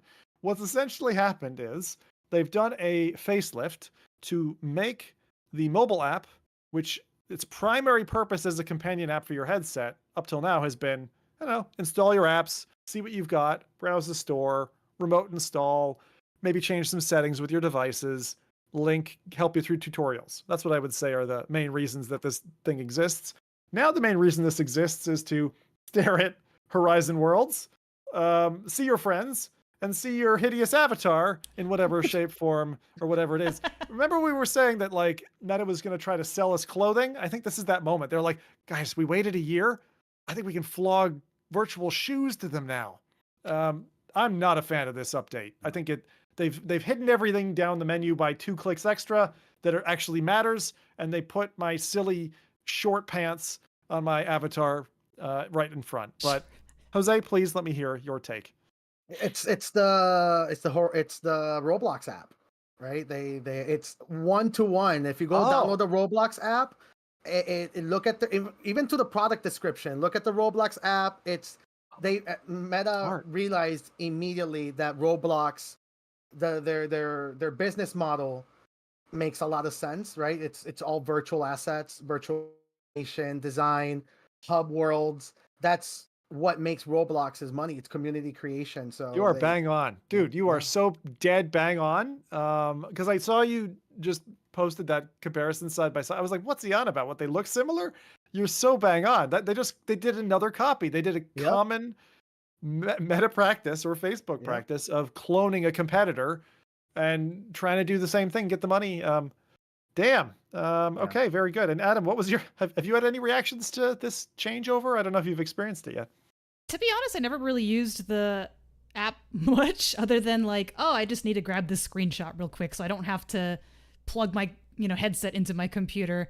But they are definitely trying to go more social, because like I've been posting videos on there recently as an experiment. It's like in a way, selfishly, I kind of like it because like my TikTok's always been about just unhinged chaos.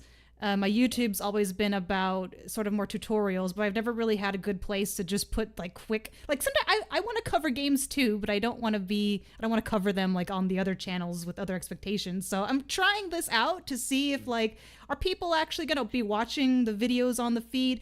Like the one thing that I do like for developers is on the video that you see, say I'm talking about Thrasher, there is a direct link to the store that's overlaid on the videos. So I think developer-wise, I think that's pretty smart. But I don't know if people are actually going to be watching these. Maybe they'll see like a 5-second blip of a video of part of the game, and they're like, "Oh, that looks interesting," while they're scrolling their feed. Although I don't scroll the phone feed. Like I'll see it for a brief second when you turn on the headset, but I'm not like, hey, what's going on in the world of VR today? I never open the app, like ever.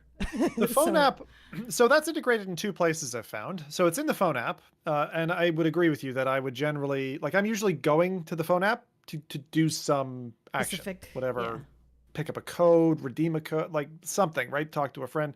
But actually in the headset, there's like I forget what under tab it's under, but it's like a home tab or whatever. Now you have this feed that feels a lot like a TikTok or a YouTube Shorts, interspersed between like game update news and then these short videos. It's just too much, it's like game updates for stuff you like, and then it's just random news for things that came out, and then there's random videos, and it's just it's just like an overload when you first see that. It's a bit sporadic.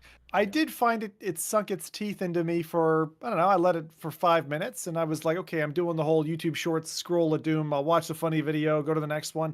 Good but analytics. It didn't seem very focused. Yeah, it seems a little bit like, someone's gone to the buffet table and just grabbed some cucumbers and French fries and like there's a whole bunch of things and just threw it on the plate. They don't feel well curated in any way.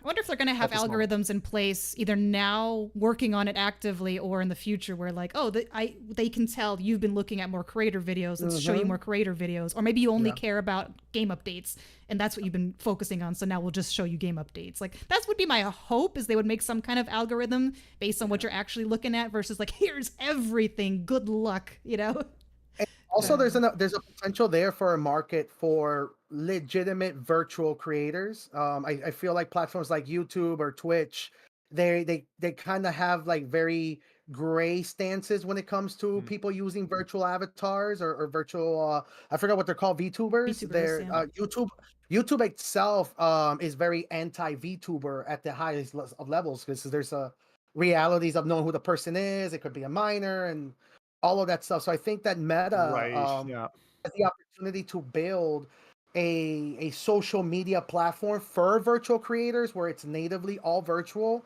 and that would actually allow people to just follow creators as if you were looking normally on Instagram or YouTube Shorts, but it's virtual native content. I think there's potential there, especially for kids. Um, I kind of almost like that a lot more when I think about it, having a really solid distinction and just say, hey, you want the real world, short burst videos, go to TikTok with a YouTube. But if you want like virtual content creation, go to the Horizons app. Because I do think there is a value there for virtual assets. Like as much as I hate it, I do see like the Fortnite avatar skins or whatever they're called, and sometimes you see really cool ones, and it's like $3, and I'm like, you know what? Like I do play with my nephew sometimes. I do want to be Goku when I'm playing with them. You know what I mean? Yeah. I know. But like, I mean, I think so that side makes me more interested when there is a creator economy behind it. When you open the tools, kind of like Rec Room has, and they're like, you make this cool stuff. We'll take 30%. You can have a storefront. Then it becomes more dynamic and less like we're going to put everything through one little squishy tube, Yeah.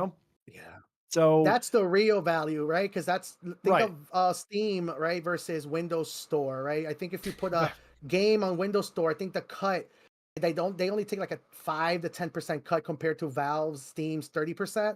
So what happens when a virtual economy does blow up for VR? And yeah, you can get the same sneakers on Roblox with a 40% cut, but you make a bigger profit if you sell it on the Horizons app.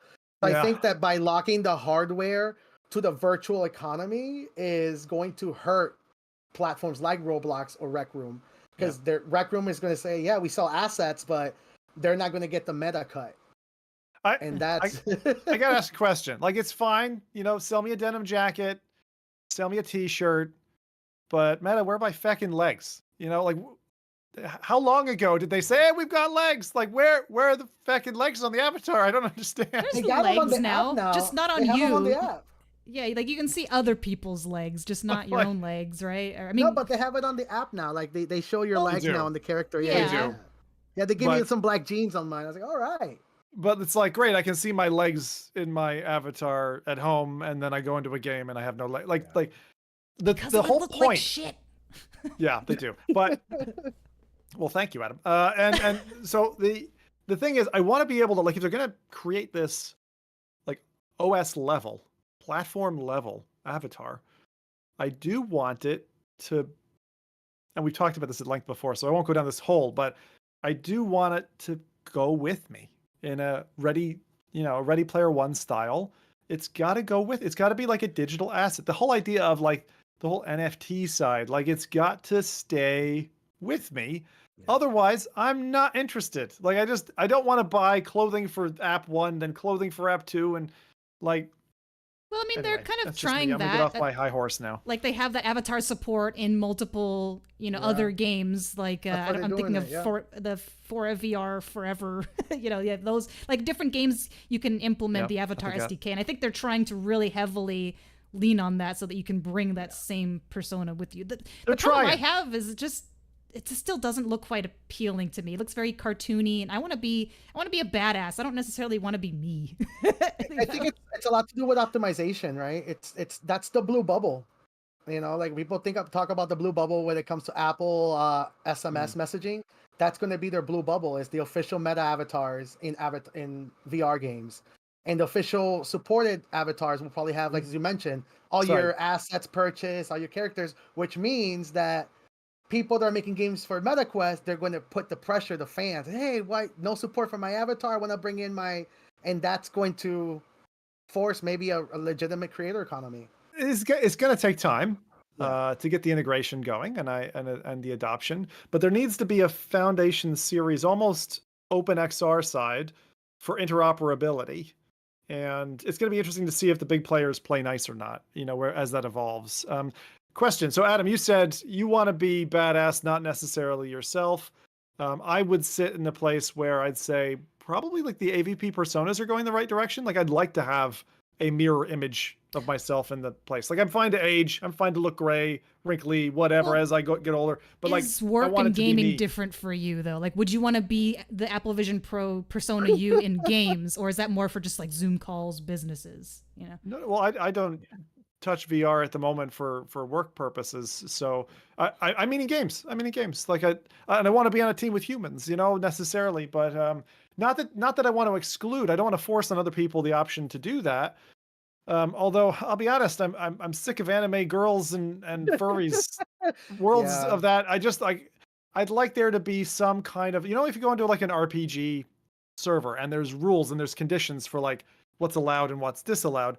I'd like there to be some kind of curated worlds where I don't know, there's like an avatar enforcement or something to that extent. Like you can only take from a certain palette, or it's like you bring a different outfit to a ball. It's like when you Something like the Apple Vision Pro approach, but if I'm gaming or doing something that I don't care about what people know about me, then yeah, give me cat ears. Let me pick the avatar.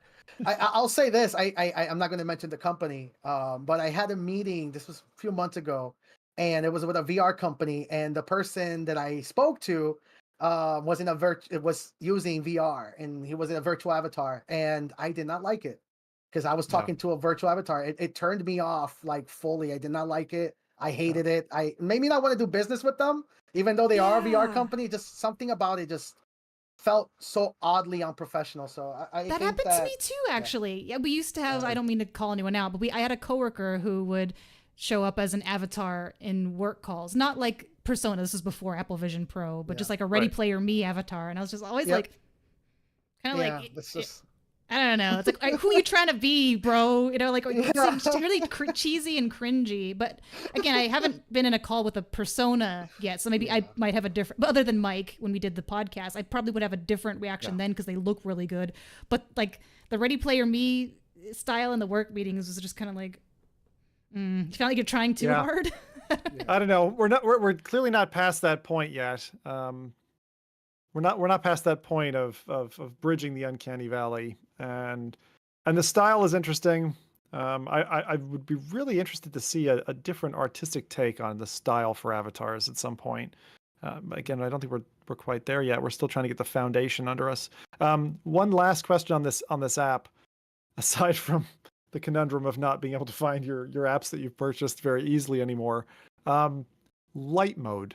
Like they brought it in at the OS platform level where they're like, oh, you can have light mode. And now the interface is like light colored, and same thing in the app. And do any of you use light mode? Like I see why dark mode is right for your eyes and all, but like, I'm not going to judge you, but I just don't know. Is there anyone out there actually preferring light mode? Ew. I just turned it on just to test it and it hurt my eyes. At some point, even on the browser, the store page turned to white mode, and I was like, why do things look like crap all of a sudden? It's like, oh, it's because it's in light mode. And so I had to go and change it again. But I'm like, no. I mean, maybe there are people out there, I don't know, it'd be too harsh. Like, it's easier to read because I only am in a dungeon and it's dark. I don't know. Maybe that's worse, though. I don't know. Good. A quick poll of 3 of 3. All 3 of us prefer dark mode. Good. Glad we don't have to break up the band. All right. Rowdy, if you say light mode, that's it. Don't come back. All right. So let's talk a little bit about Meta's coming pipeline. So last year, there was an article back in, I think it was February 2023, where The Verge covered some of Meta's 4 plans. And they recently kind of re-announced some of this stuff. And it got me quite excited because there's just some plans that they've laid out for next year and 2 years from now.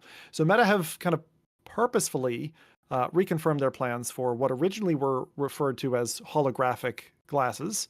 But they said that in 2025, they will launch smart glasses with a display. Okay, so I'm expecting that to be an extension of their current Ray-Ban co-op move on the industry of smart glasses, which has been highly successful for them. But also, in addition to that, not just smart glasses with a display, and I know people who know me well are going to be like, you don't want a HUD, Zim. Yeah, in this context, I could appreciate, having some kind of heads-up display. But a neural interface smartwatch to control the smart glasses with. So it's kind of a combo.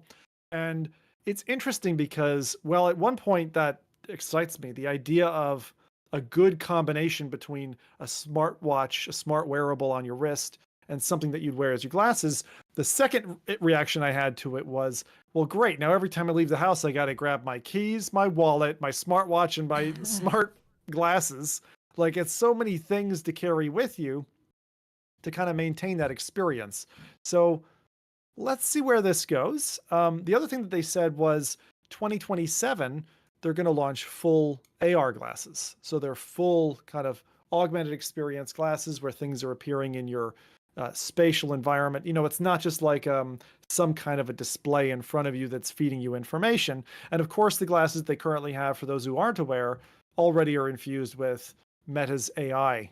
So they can talk to the cloud, you can get answers back about news, you can get contextual information. If you look at an object, it can tell you what it is, it can translate a sign, those kinds of things. Okay, I have not yet still done the naked in front of the mirror test, in case anyone listened to the last episode. I'll let you know once I get brave enough to do that. But we actually got a sneak peek on Threads. I barely remember what Threads is. Threads is the equivalent of Twitter from Meta. And Zuckerberg posted a comparison image of him when he was younger, like I think it was 10 years ago or maybe 20 years ago, versus now. And it shows him typing away. It's like how it started versus how it's going. There you go. And on the left side, you see a very young Zuckerberg in front of a CRT display. And on the right side, that's fine. You see him with a laptop. But in front of the laptop is a translucent Quest Pro, a bunch of AR glasses, and in the background, there's a pair of smart glasses with a frame that's chunkier than the current Meta Wayfarer glasses. Doesn't look as sleek, I'll say. It looks like something I probably wouldn't wear. But there is a specific bend, a fold in the frame, down the arm of the glasses, so you can visually... you can see that they're visually distinct from the current pair, from the current line. And Zuckerberg responded to say we will be ready to share more later this year when he was called out about this leak. Now, this has happened twice, actually. We'll show you one for Boz in a minute, but just for the time being, let's talk about this form factor, this look, and the recent press information that EssilorLuxottica, the guys behind Ray-Ban, for which Meta is trying to buy a piece of, we heard that they kind of rejected the look of their next version of glasses. What do you both think about these? They're sitting on the table. They're at an angle. It's not very easy to see them. Yeah. But like, would you wear that? No. I actually, how do I can? So there's prototypes out there by some companies that are working on similar technologies. The problem is that they're very front heavy. Basing on the chunkiness, I'm going to make a guess here. It's an XR2 Gen 1 based AR glasses. There's a few companies already are building this. The problem is heatsink and display. For you to move the display or update those displays real quick, the chip set has to be like almost near at the bridge. The problem with that is it becomes front heavy. So we end up in the similar issue as VR early days, where they were just way too front heavy. There's a company, I forgot the name of it. They're working on a puck. I'll probably remember, but they have the XR2 on the back to create counterweight, but then you end up having like a weird bubble on the back of your head, like protruding on your ear, so it pushes your ear out, it makes you look like an elephant a little bit. So it's just right now, it's just physics. So 2026 almost feels like, I think what we're going to see is a demo. Maybe they're going to show it off. They're going to have a video. I don't see these releasing in 2026. I think that's... So hang on. Let me recap, okay? Yeah. So 2025, Meta's committed. They committed more than a year ago, and they've committed again now, that in 2025, they're going to release smart glasses with a display, and coupled with that, a neural interface smartwatch to control them. That's 2025, so that's next year. And then in 2027, full AR glasses. So what you've said so far, Jose, does answer for the chunkiness of the headset, and that's neat. Let's flip it to Adam just for a sec. Adam, what are your initial reactions to the look and feel of these glasses? Like pardon my language, but a shitty zoomed in pixelized image isn't really enough for me to go on to judge, other than I guess sort of the side. I would have to like see it from the front. I honestly think this is more prototypey than what it will actually look like. I mean, I think the idea of it's cool, and I really hope that they do it. It does look a little thick if you compare it to like the Ray-Bans, but I don't know. I need more. It's just a crappy zoomed in image. Yeah, and not knowing, I suspect those, because they're being teased by Meta purposefully. Obviously, the shot is meant to look like it was a mistake, but they were teasing that on purpose, is my opinion. Oopsie, we showed you our new glasses to hype you up. And I think they're going to show them in Connect, those specific glasses. Now, maybe it'll be like CV1, where that's, as you say, like an earlier prototype and like not the refined version, so that you kind of have this feeling of like, oh no, they're going to make it not be so nice. And then they come out the doors to impress you with the thing that maybe isn't that far off the mark of the current Ray-Bans. And if that's true, and it's got any kind of a display, even if it's monochrome, man, I'd be for that. I'd go for that. So I think a big deal for me would be improving on the, I'm not a technical person, but the glass part that's inside most of these AR glasses, because that's what makes the front, I feel like, so thick. So I don't know if they could tech some way to just either make that smaller or more one with the glasses, which I really can't tell from this photo. It's hard to see if there's like the bevel in there or what that looks like, but that's, I think, the biggest thing for me is decreasing the size of that part that actually does the displaying. The overlay. You're talking about like the XReal ones. Yeah, no, this is different technology. That technology, it's limited to 1080p because it's kind of like showing you a magnified small image, where these are actually going to be using the XReal Pro, I think they're the ones that have the chromatic shading. Oh, yeah. So think of that technology, but instead of making them chromatic, it's actually pushing lights through it like an LCD screen.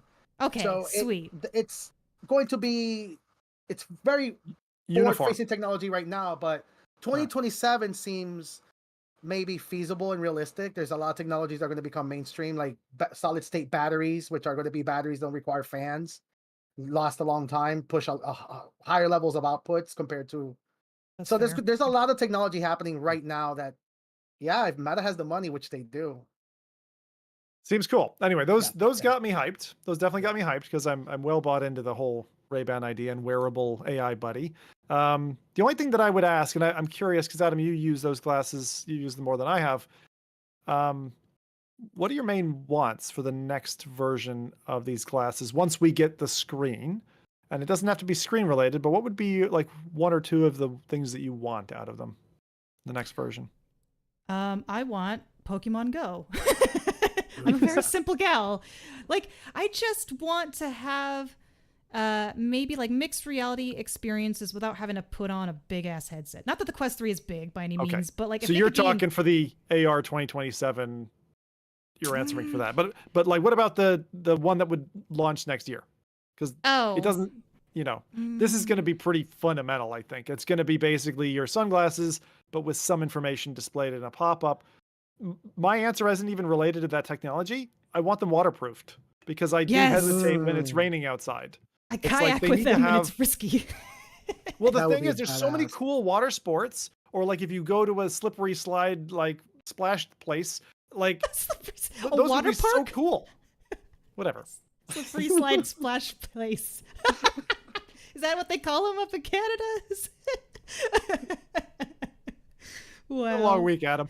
A long week. Yeah. Okay.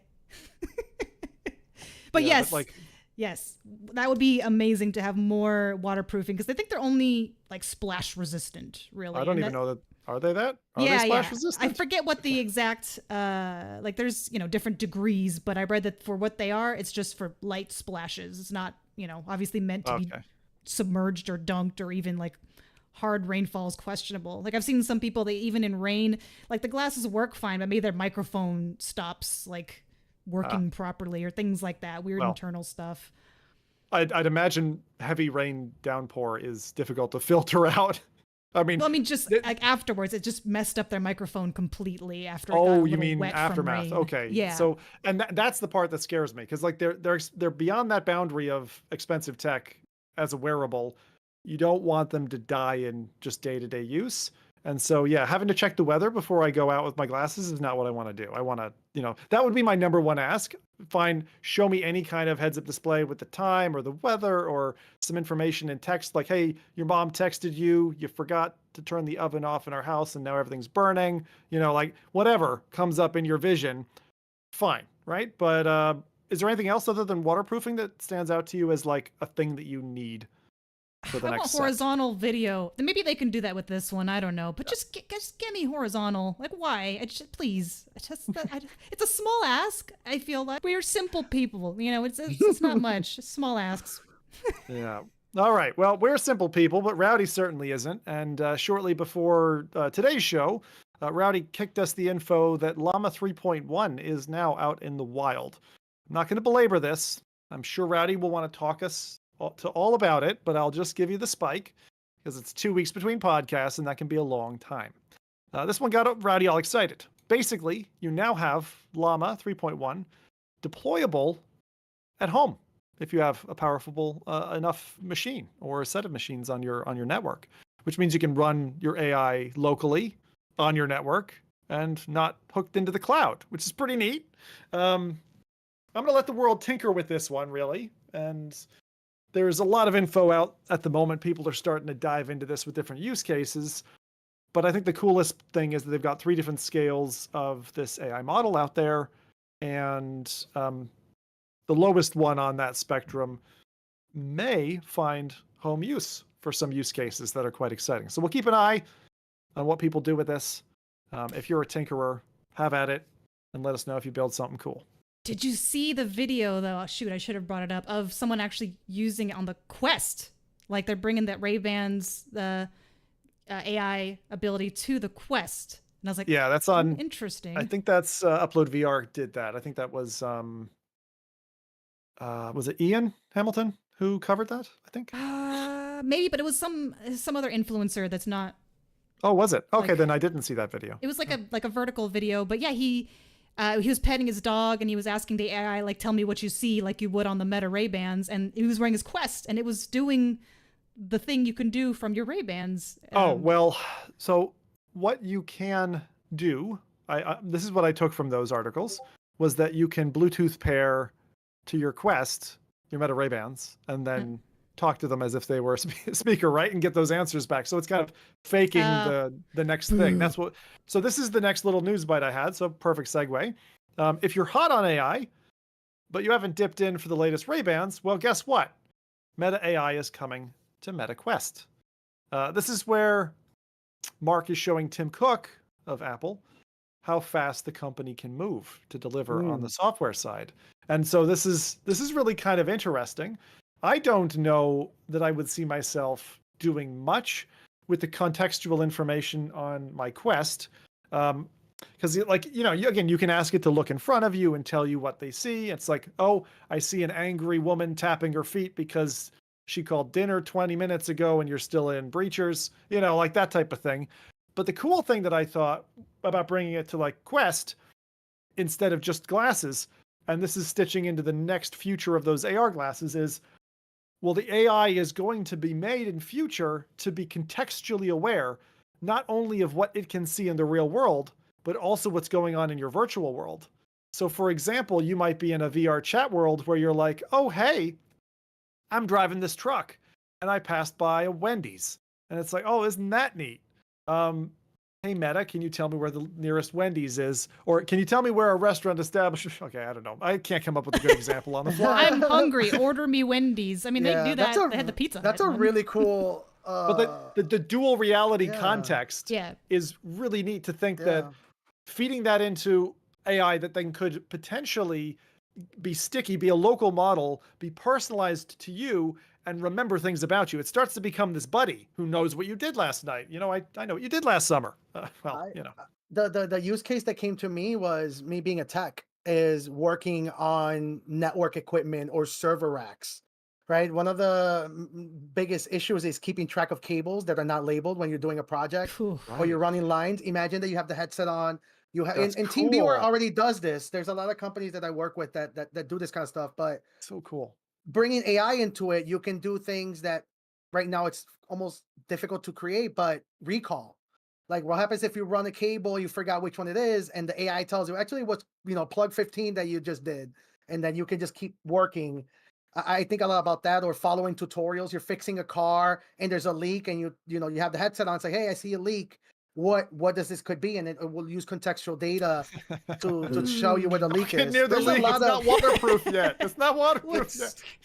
it's Ooh. really it's But no, happening that, right now. Yeah. the reason that that's really, really rad is being a network engineer in a server cabinet.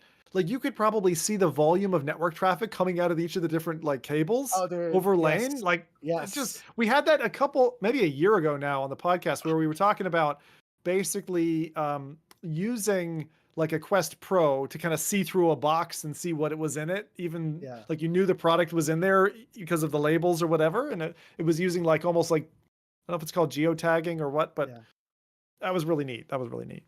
Man, Oh, I I'm would use so this excited. for, I would want it to, if it could kind of see and remember things virtually, like say for some god awful reason I'm playing like a Myst game and I'm like, how do I open this thing? And then it'll find, maybe it'll go through different videos and walkthroughs based on what you're looking on and what was in the video at that point, and it'll just kind of Yeah. play that point. So you could, because for people like me who are stupid, I don't know.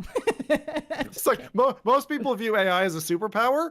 Adam looks at it as a game genie. It's like It truly Look at is. It's Why do Game I Genie take for off real my life. headset and then I'll have to go alt tab or look on my phone, and then like it's just, I feel like it'd be a quick, easy, way to Dude, help when you're You'll be able to stuck. do anything, not just Definitely. games. If you have a Game Genie for anything, you will literally be able to do any task like that just has data. Like you'll be able to fix cars, you'll be able to repair items, you'll be able to like build things without having any real skills, because it'll show you, you'll have a little hub showing you the tutorial right on your screen while you're doing it. And it'll Yeah. highlight you each option. There's a digital twin company that does that for oil rigs, where you put on the headset and there's like a QR code right on the oil rig. And as soon as it syncs where you're at with the headset, it'll immediately show you a digital twin overlay on top of it. And you can Cool. see where each and I feel like such a jerk because this was actually recently at I think it was the CES party, the Impact through. I was talking to somebody there who had a demo of you able to see wireless signals in AR. Yeah. Oh yeah, So you I can remember see that. it's man. I've love got an that app stuff. on my phone that does that tracing, where what it'll do is it'll create like a floating post-it note at every The bounces. dB signal to noise ratio drop off, and then you can walk through your house and you see it, and it's really neat because it gives you an idea of how far your Wi-Fi can go. But doing that in real time in an AR frame would be really cool. So we're dreaming about the future a little bit here. I just think it's really sad that kids of tomorrow, these occultists that we were talking about before, they'll get used to their gorilla tags and all this kind of stuff, but then they'll they're sitting down for an exam at school and they'll be like, sorry sir, you can't, you got to take off your headset or your smart glasses or whatever. You can't use that as a hack in the game of life when you're taking an exam. Whereas back in the day for us, it was just programmable calculators. They're like no programmable calculators in your. The in your optimistic exams. part is that you imagine school still being a thing when all this takes over. I think that the LinkedIn CEO said that the 9 to 5 job, like the Monday to Friday, will be done within the next 5 to 10 years. Wow. Yeah. We'll see. That sounds pretty Yeah. fast. That sounds fast. I'm not saying that that's not going to Disruption. disintegrate, but Yeah. we'll see. We'll see. I mean, who knows? I mean, the AI side is going to be really interesting and seeing what that does to us. Anyway, so that was the combination of like real world facing and virtual world AI that's coming along. The first builds of that are going to be available. It's coming first to the US and Canada, of course. So if you don't live in the golden lands, then just wait your turn, right? So I say it so confidently now, man. I used to hate it when I was in the UK. And you're like, God damn it, give us something first. But hey, they've got a hot sale on PSVR2, so guys, you can't complain anymore. If you're in Hey. Australia, then yeah, no good for you. Or New Zealand. Yeah. All right, next up, Quest 3S, the titular part of today's podcast. So Quest 3S, we've seen a lot of different news leaks over the last few weeks. We haven't really touched on much of this. There was an apparent image leaked about Quest 3S that we wanted to show you today. This seems to be another secret that's not being held very well, but then again, I'm half confident at this point. This is all purposeful leaks by Meta because it just keeps happening. They're either the most Civ-like company of secrets, or they have a keen marketing team. I'd like to hope that they've got a crack marketing team who's able to help. So this is the front face of, and again, the name that we've heard bandied around is Quest 3S. I'll use that for now. That's not confirmed. But it's got 6 front-facing cameras of some degree. It's got a Marilyn Monroe-style dimple over one of them that pisses me off because I like things to be consistent. And then up the top is probably a light sensor or something to that effect. What are your thoughts, guys, on this this particular leak? Is this real? I honestly, I don't know if it's real, but I think Meta just doesn't care, or they wouldn't. Like, even with the original leaks that were of the, what was it? Like not a webinar, like a research panel thing that they were doing on Zoom or something. I think they knew the risks that people could leak it. They wouldn't have done the panel without it. So I think it's like, this could get out here. And if it does, it's not going to be harmful for us. Like, they've kind of prepared for the potentials of this. And so I just don't think it bothers them. I don't think it's intentional, but I think they're like, it could happen and we're fine with the risks. Yeah. But this looks like it could be a dev kit or something sitting on someone's shelf, right? That someone snapped a picture of. Not a very good picture. They need to upgrade their phone. But aside from that, it looks like a Go to me. It looks like an Oculus Go. That's what I mean, with some cameras slapped on the front of it. Ooh, if they were bigger, you could be like Widowmaker from Overwatch headset. You could look like a sniper, but they're a little too small for that, I think. That looks pretty cool. Yeah, I want to be Sam Fisher coming at you in the dark with one of these things on. Okay, so there's a bunch of different shots of this that we have actually from the different leaks. So the next one is like what we had earlier. And again, I'm seeing a trend here. It feels like Meta's doing the same thing in leaking their own stuff. There is in the background of one of Boz's videos, there is one of these Quest 3S's just sitting in the background, right? This looks like side Bigfoot profile. footage. Meta's trolling everyone. It's so intentional, right? And it's all in the same, like, we'll just put it in the frame of the shot so they'll mine it and they'll talk about it. So we won't belabor on this. There's actually a better one. I think maybe in the next, maybe I didn't give you the video. I don't remember. I think I just gave you the still, Adam. So it's okay. That's what it looks like in the background. So you can see it's a little bit heavier on the front end of it. The next thing that I was showing was really a summary of Quest 3S details, I think was the next one. And the biggest difference between these two, the takeaway is they're falling back to Fresnel lenses for a cheaper build, probably to get to a $300 to $350 price point, a sweet spot for VR. Because right now the Quest 3 is just too expensive for a big part of the market, hasn't sold as well as a result. Great headset. No major flaws, I would say, with that headset. I mean, the soft strap is still probably a major pain point for most people out of the box. But aside from that, seems like a smart market play, right? And with Quest 2 having just been discontinued, my only question would be, when? Are you going to wait till Christmas, or are you going to, put this thing for sale?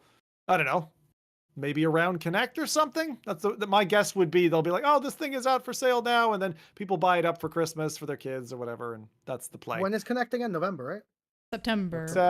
September. Oh yeah. Then that would be smart. Then they can do like a holiday discount for the holidays, offer like a free 2 games. And now you're getting a $400 value for $300. Quest Plus subscription for free for that.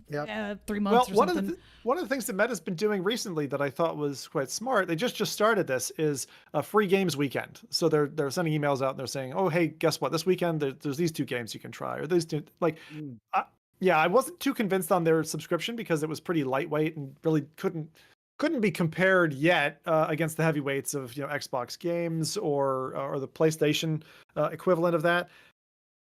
But yeah, that's got to grow. But this idea of like what Steam was doing for a while, where they take a couple of games and they sport it, that seems to make sense. Now, Reddit had a render of this headset from the side, kind of a better view. Definitely a kind of realistic look to it. You've got the punch out for the 3.5 jack on the right side of the band. You've got, it's got a decent look to it.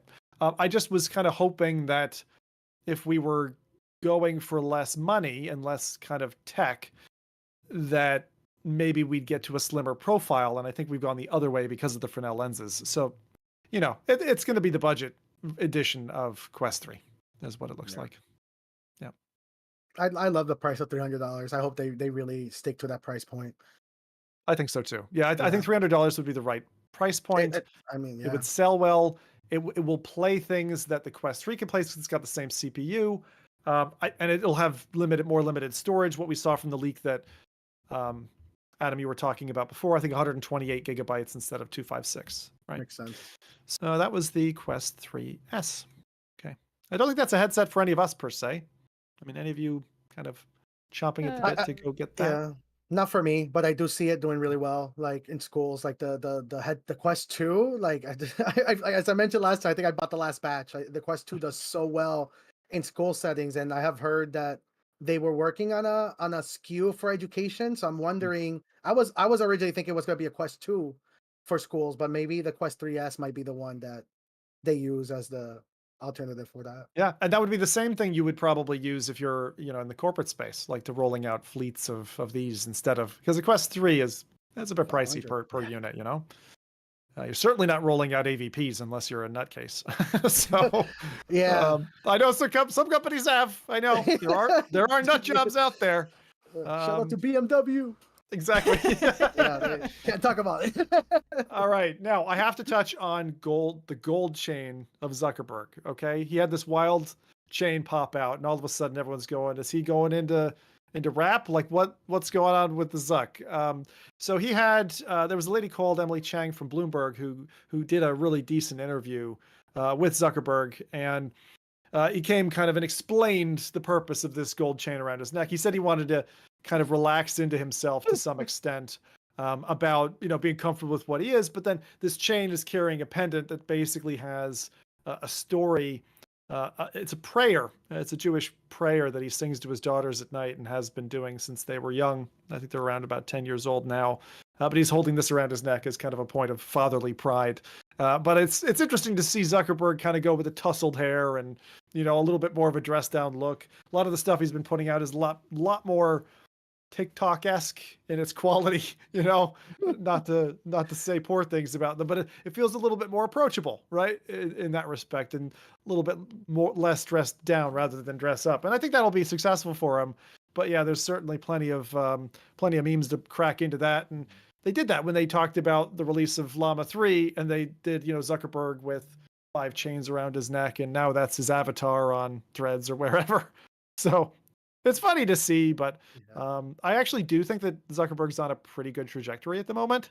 And I don't know. I hesitate to say that because I think he's had some, I don't want to say evil in the past, but definitely some wrong turns and things that have been quite questionable, but particularly around small indie companies that have been either bought up and axed or just cloning what competitors are doing and trying to kill them off. I mean, it's all business, but it just hasn't felt very nice for the last kind of 10 years. And I'm hoping this idea of opening up an ecosystem around AI is a better spin for the company, So I like his approach to open source. I still love the fact that he had to do like a press clearing. It's like, no, guys, I'm not a gangster. I'm still a good boy. It's for my kids. Like he just had to clarify that for the world. Just had to clarify. I'm a good boy. I'm a good boy, guys. Don't worry. He's got some place there.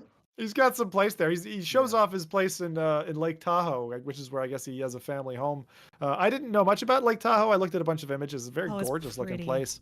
Yeah, been there on a couple trips. It's really nice. I didn't know that's where the surfing. I was trying to find it. The weird surfing video of him with the American flag. Like, I didn't know that was taken on a lake. I'm like, how?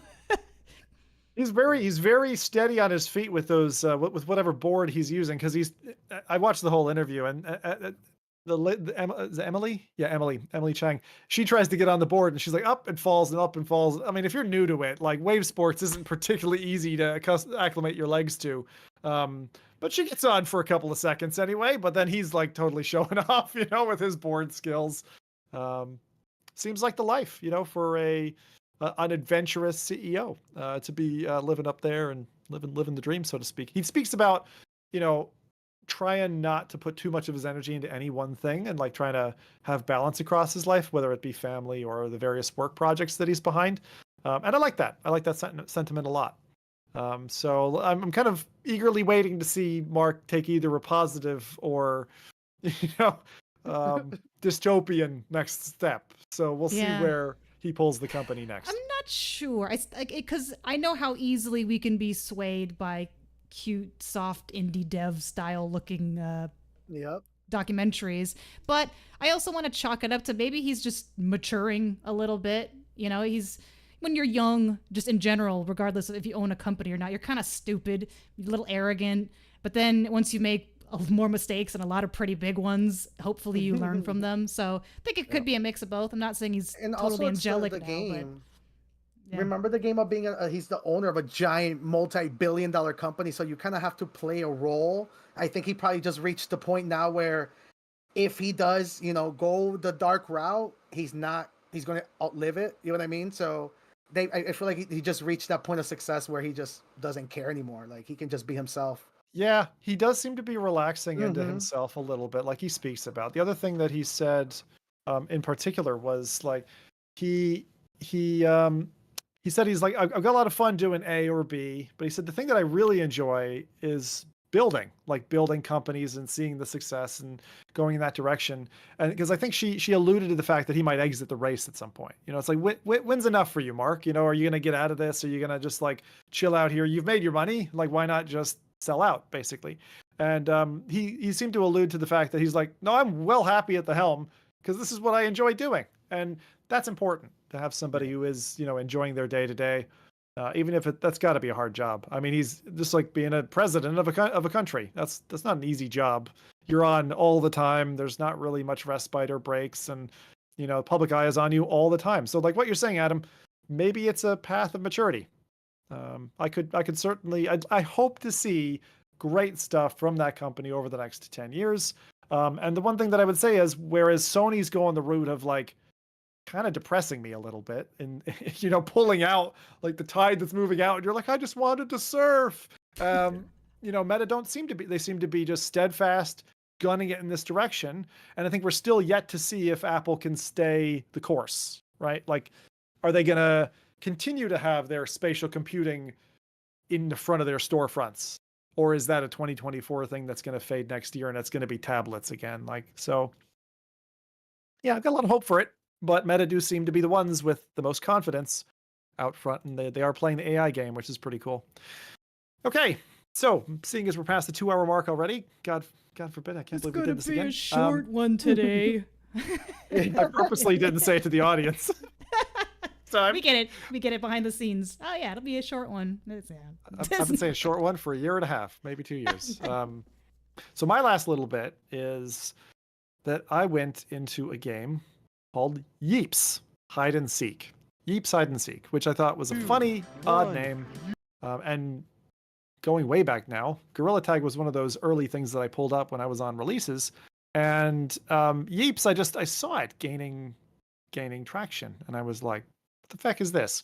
Because I, for the most part, am of the mind that when an indie strikes a model and it works really well, that was theirs. They stuck their ground out. That belongs to them. But this comes in as a Gorilla Tag clone to some extent, but takes it down a different tangent. It's a game about the chase. Okay, so this is all about hide and seek. You basically have tools that you can build like pillow forts in the game. They don't feel like pillow forts. They just look like pillows, but you build these pillow forts, and you have a setting like a house or a cave, and you're chasing other players. But kind of in like a Left 4 Dead style, you see the silhouette of the chasing player through the walls, and so you know something's hunting you.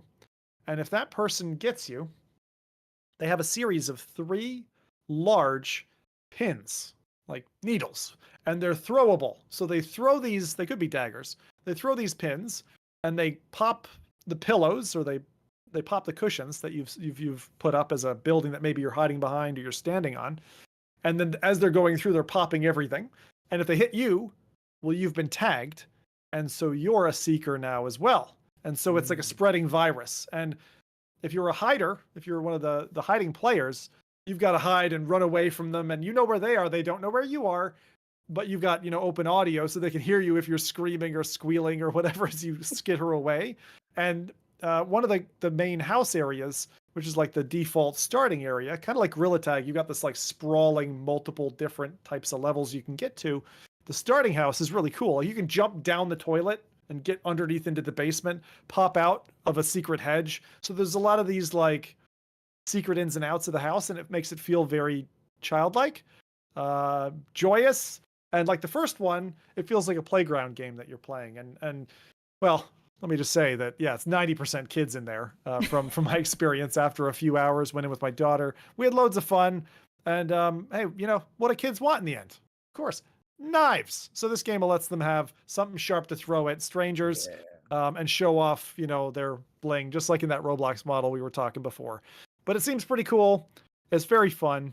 So for anyone who does have kids or whatever, as long as your kids are strong against the language of the internet, if you know what I mean by that, or if you're strong on the parental advisory side, then it's a worthwhile playground-like experience, and that's Yeeps. I assume neither of you have played it, but maybe I'm I'm upset. Why do we have to play scary games? Like, why can't you recommend this for us to play? Oh no, let's play something that's gonna terrify me for days. But no, like, this is what we should be playing.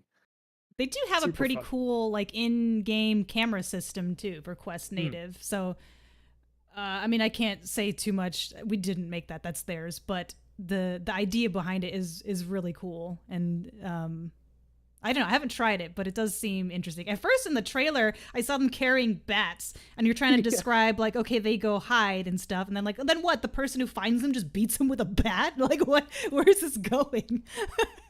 no, it's just a pin. I gave you a trailer that's from like a couple months ago, but I liked it better than the official trailer, so that's why it's like a bunch of dudes hanging out and stuff, and but it's really neat. It's got a lot of interactive objects. You've got things like a hook shot and stuff, so you can like zip line on top of a roof, and there's a whole tree. Like in I don't know, almost like a Diablo game or something like that, where you start off in the center and then you can like use experience points to build your way out. Tech trees, kind of, yeah. So it's like that, and as you play, they also have like hidden chests around the levels that you can find to get coins, and the coins or they're buttons, I guess, and you spend your buttons and you get either cosmetics or you get actual tools or like different sized pillows or shapes that you can build. So you're actually there is a succession plan in there. Like you're able to, get stuff back from the game for the hours that you put in, which is nice because Gorilla Tag had a piece of that with their shiny rocks kind of monetary system, but this has that kind of even more. So I like it. It's a nice permutation on the Gorilla Tag original starting model. I think it's worthwhile. I've seen a lot of clones that did the Gorilla Tag thing poorly, but between this and like No More Rainbows, so Yeeps and No More Rainbows, both I think pass the quality bar for me anyway. And Jose, maybe we'll get one together where we do an FReality Yeeps session. Then. I'm ready. You can do private rooms, which is very important. We can do a private party. Yeah. So there you go. Whoa, massive donation there from Rezal. Thanks very much, Rezal, for the $50. Oh, very thank you so much. Dropping in a tip. Thank you, sir. Okay, so that's my bit. Let's move over to Adam's spot. She wants to tell us all about her experience in something called the Lunar Light, which just brings me back to thinking about lunar flight. So what's Lunar Light? Adam, tell us all about it. So speaking of light mode and going blind a little bit, you can always tell when I'm changing windows because it's like, oh my God. But anyway, Lunar Light. This is a in-person VR experience that kind of like what Jose was mentioning earlier. I tried this first at AWE and I found out they had a local spot, not local, they kind of go from place to place, but they were going to be close to me, and so I got tickets. And what this does is they put you in headset, but they've created a set. So let me actually go down to one of the videos here. The set's like 1-to-1 for the most part, with what you see in headset. Like it's accurate enough where you're like, wow, I'm touching this button, because they use hand tracking with the Quest 3. I'm touching this button on this wall or this glass on the wall, and it's a glass in the game. Like it's the craziest weirdest thing ever, but it's so cool. But the general story of it is you're going to help out a crew that's on the moon, and this asteroids drop down with blue light that you got to research. So the first part is you're in sort of like an airlock, and you can actually have an avatar. I think it shows it briefly somewhere in here. You can change colors so that when you see each other, it's a little more customizable. But there's different interactive things you do briefly on those panels that are on the wall. So it's like, oh, you touch the panel to activate a door or whatever, and you do this super easy puzzle that's like trace this constellation with your finger. But they move you from, nothing ever happened. What happens in this is you actually get moved from room to room, and by room, you're in bungalows or kind of like shipping container type sized rooms.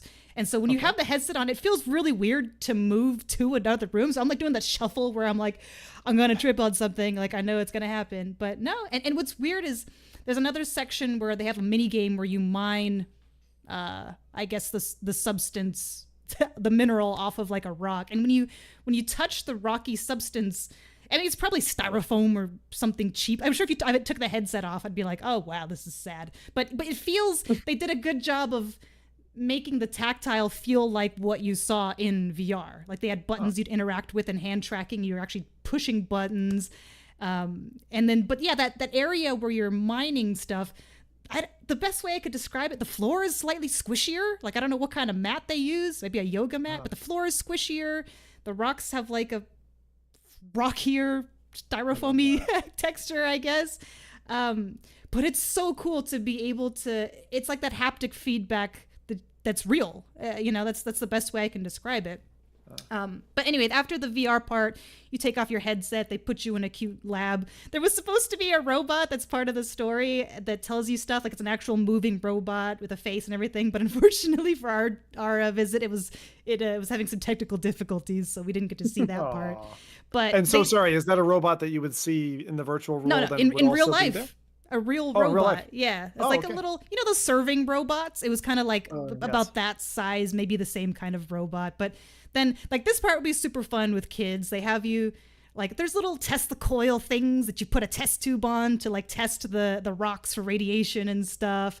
And it like, if you put it over a certain area, it changes color from like white to blue. So it's like, it was really cute, but a little short. Like I would have liked the VR parts to be longer. It was still the majority of the experience, I would say, but they have some like real life spots, like in the beginning when you're briefed, and then at the end when you're like doing the science. It looks neat. So where did you do all this? Where was this?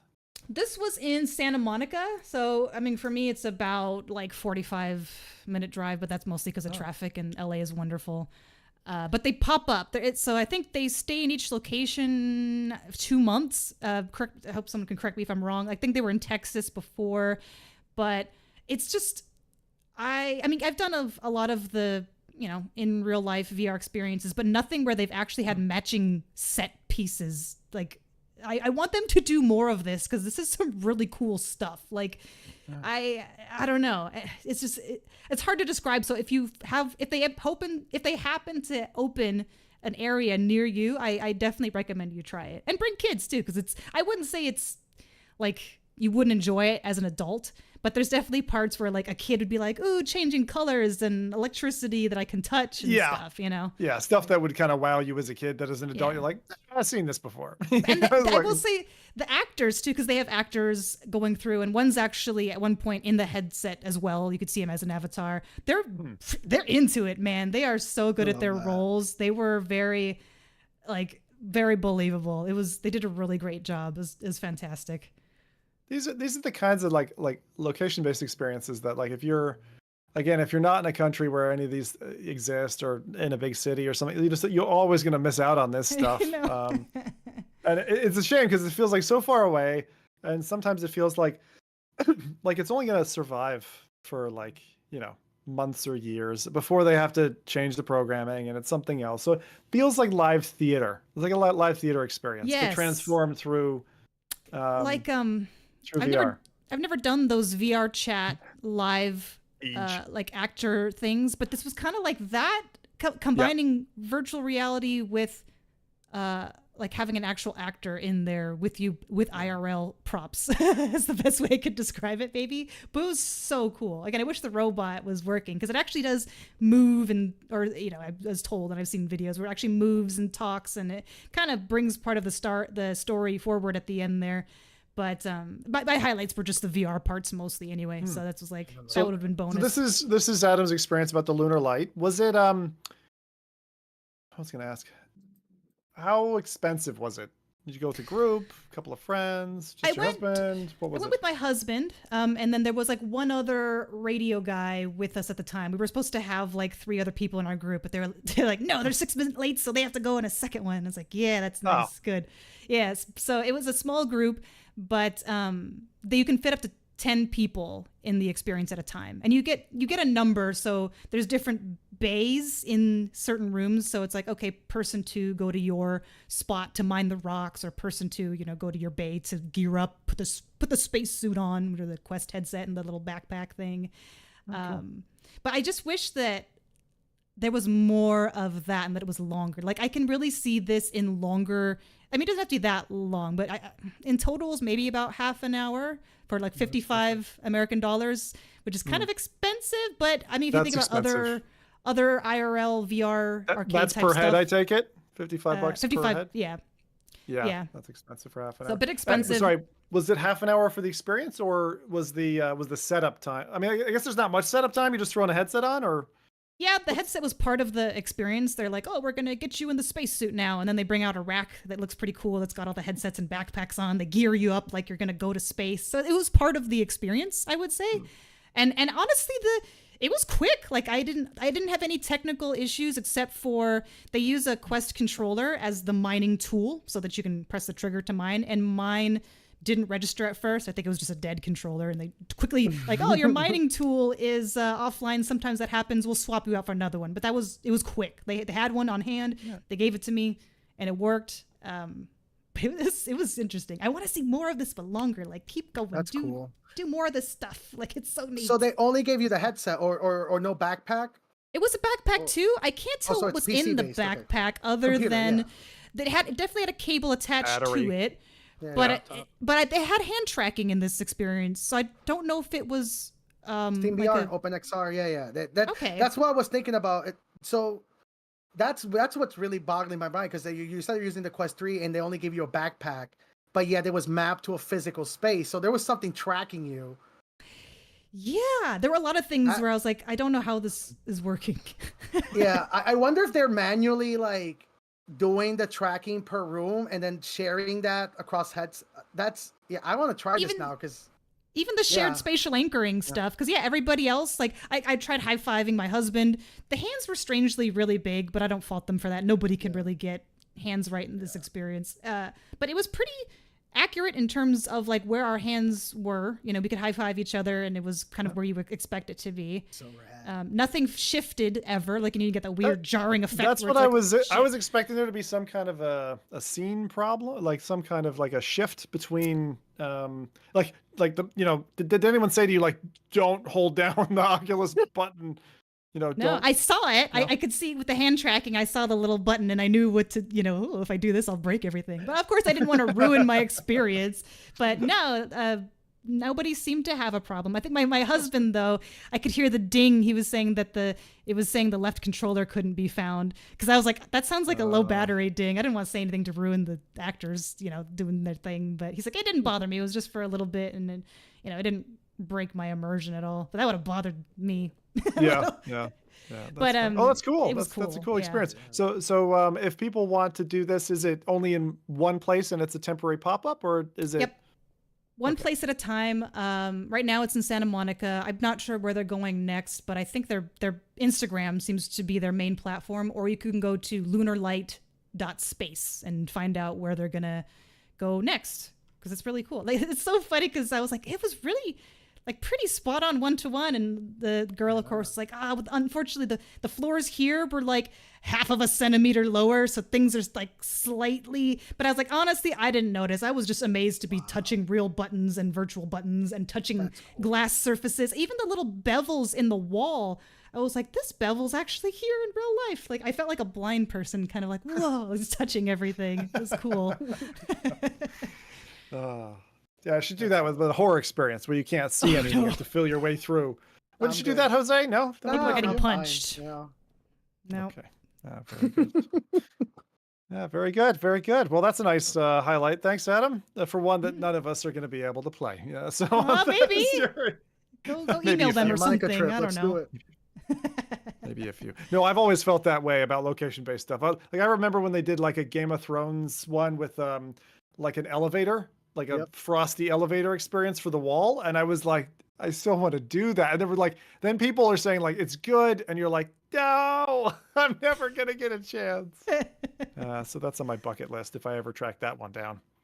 Some rich collector in the future has that set up in his basement, and I'll be like, I'll do anything, sir. Anyway, let's move on towards the tail end of today's prolonged podcast. So this podcast runs every 2 weeks, both on YouTube and Twitch. You can catch us on sultry Saturday. We've got timestamps that come after, an audio version that drops in about midweek. And that's on Spotify, SoundCloud, and iTunes. Chat, thanks for coming along today. Again, thanks for the donation there, Rezal. Much appreciated. Sorry. That's us for this time. Thanks, Adam, for holding the ship. We did manage it to the end, which is great. But you saw between camera outages, no BS freezing up, someone was coming after us. So hopefully next time we'll give you a more stable ship ride. But for today, we gave you your dose of VR sim sickness through the podcast. You're welcome. All right, guys, catch you in 2 weeks. Peace. Bye.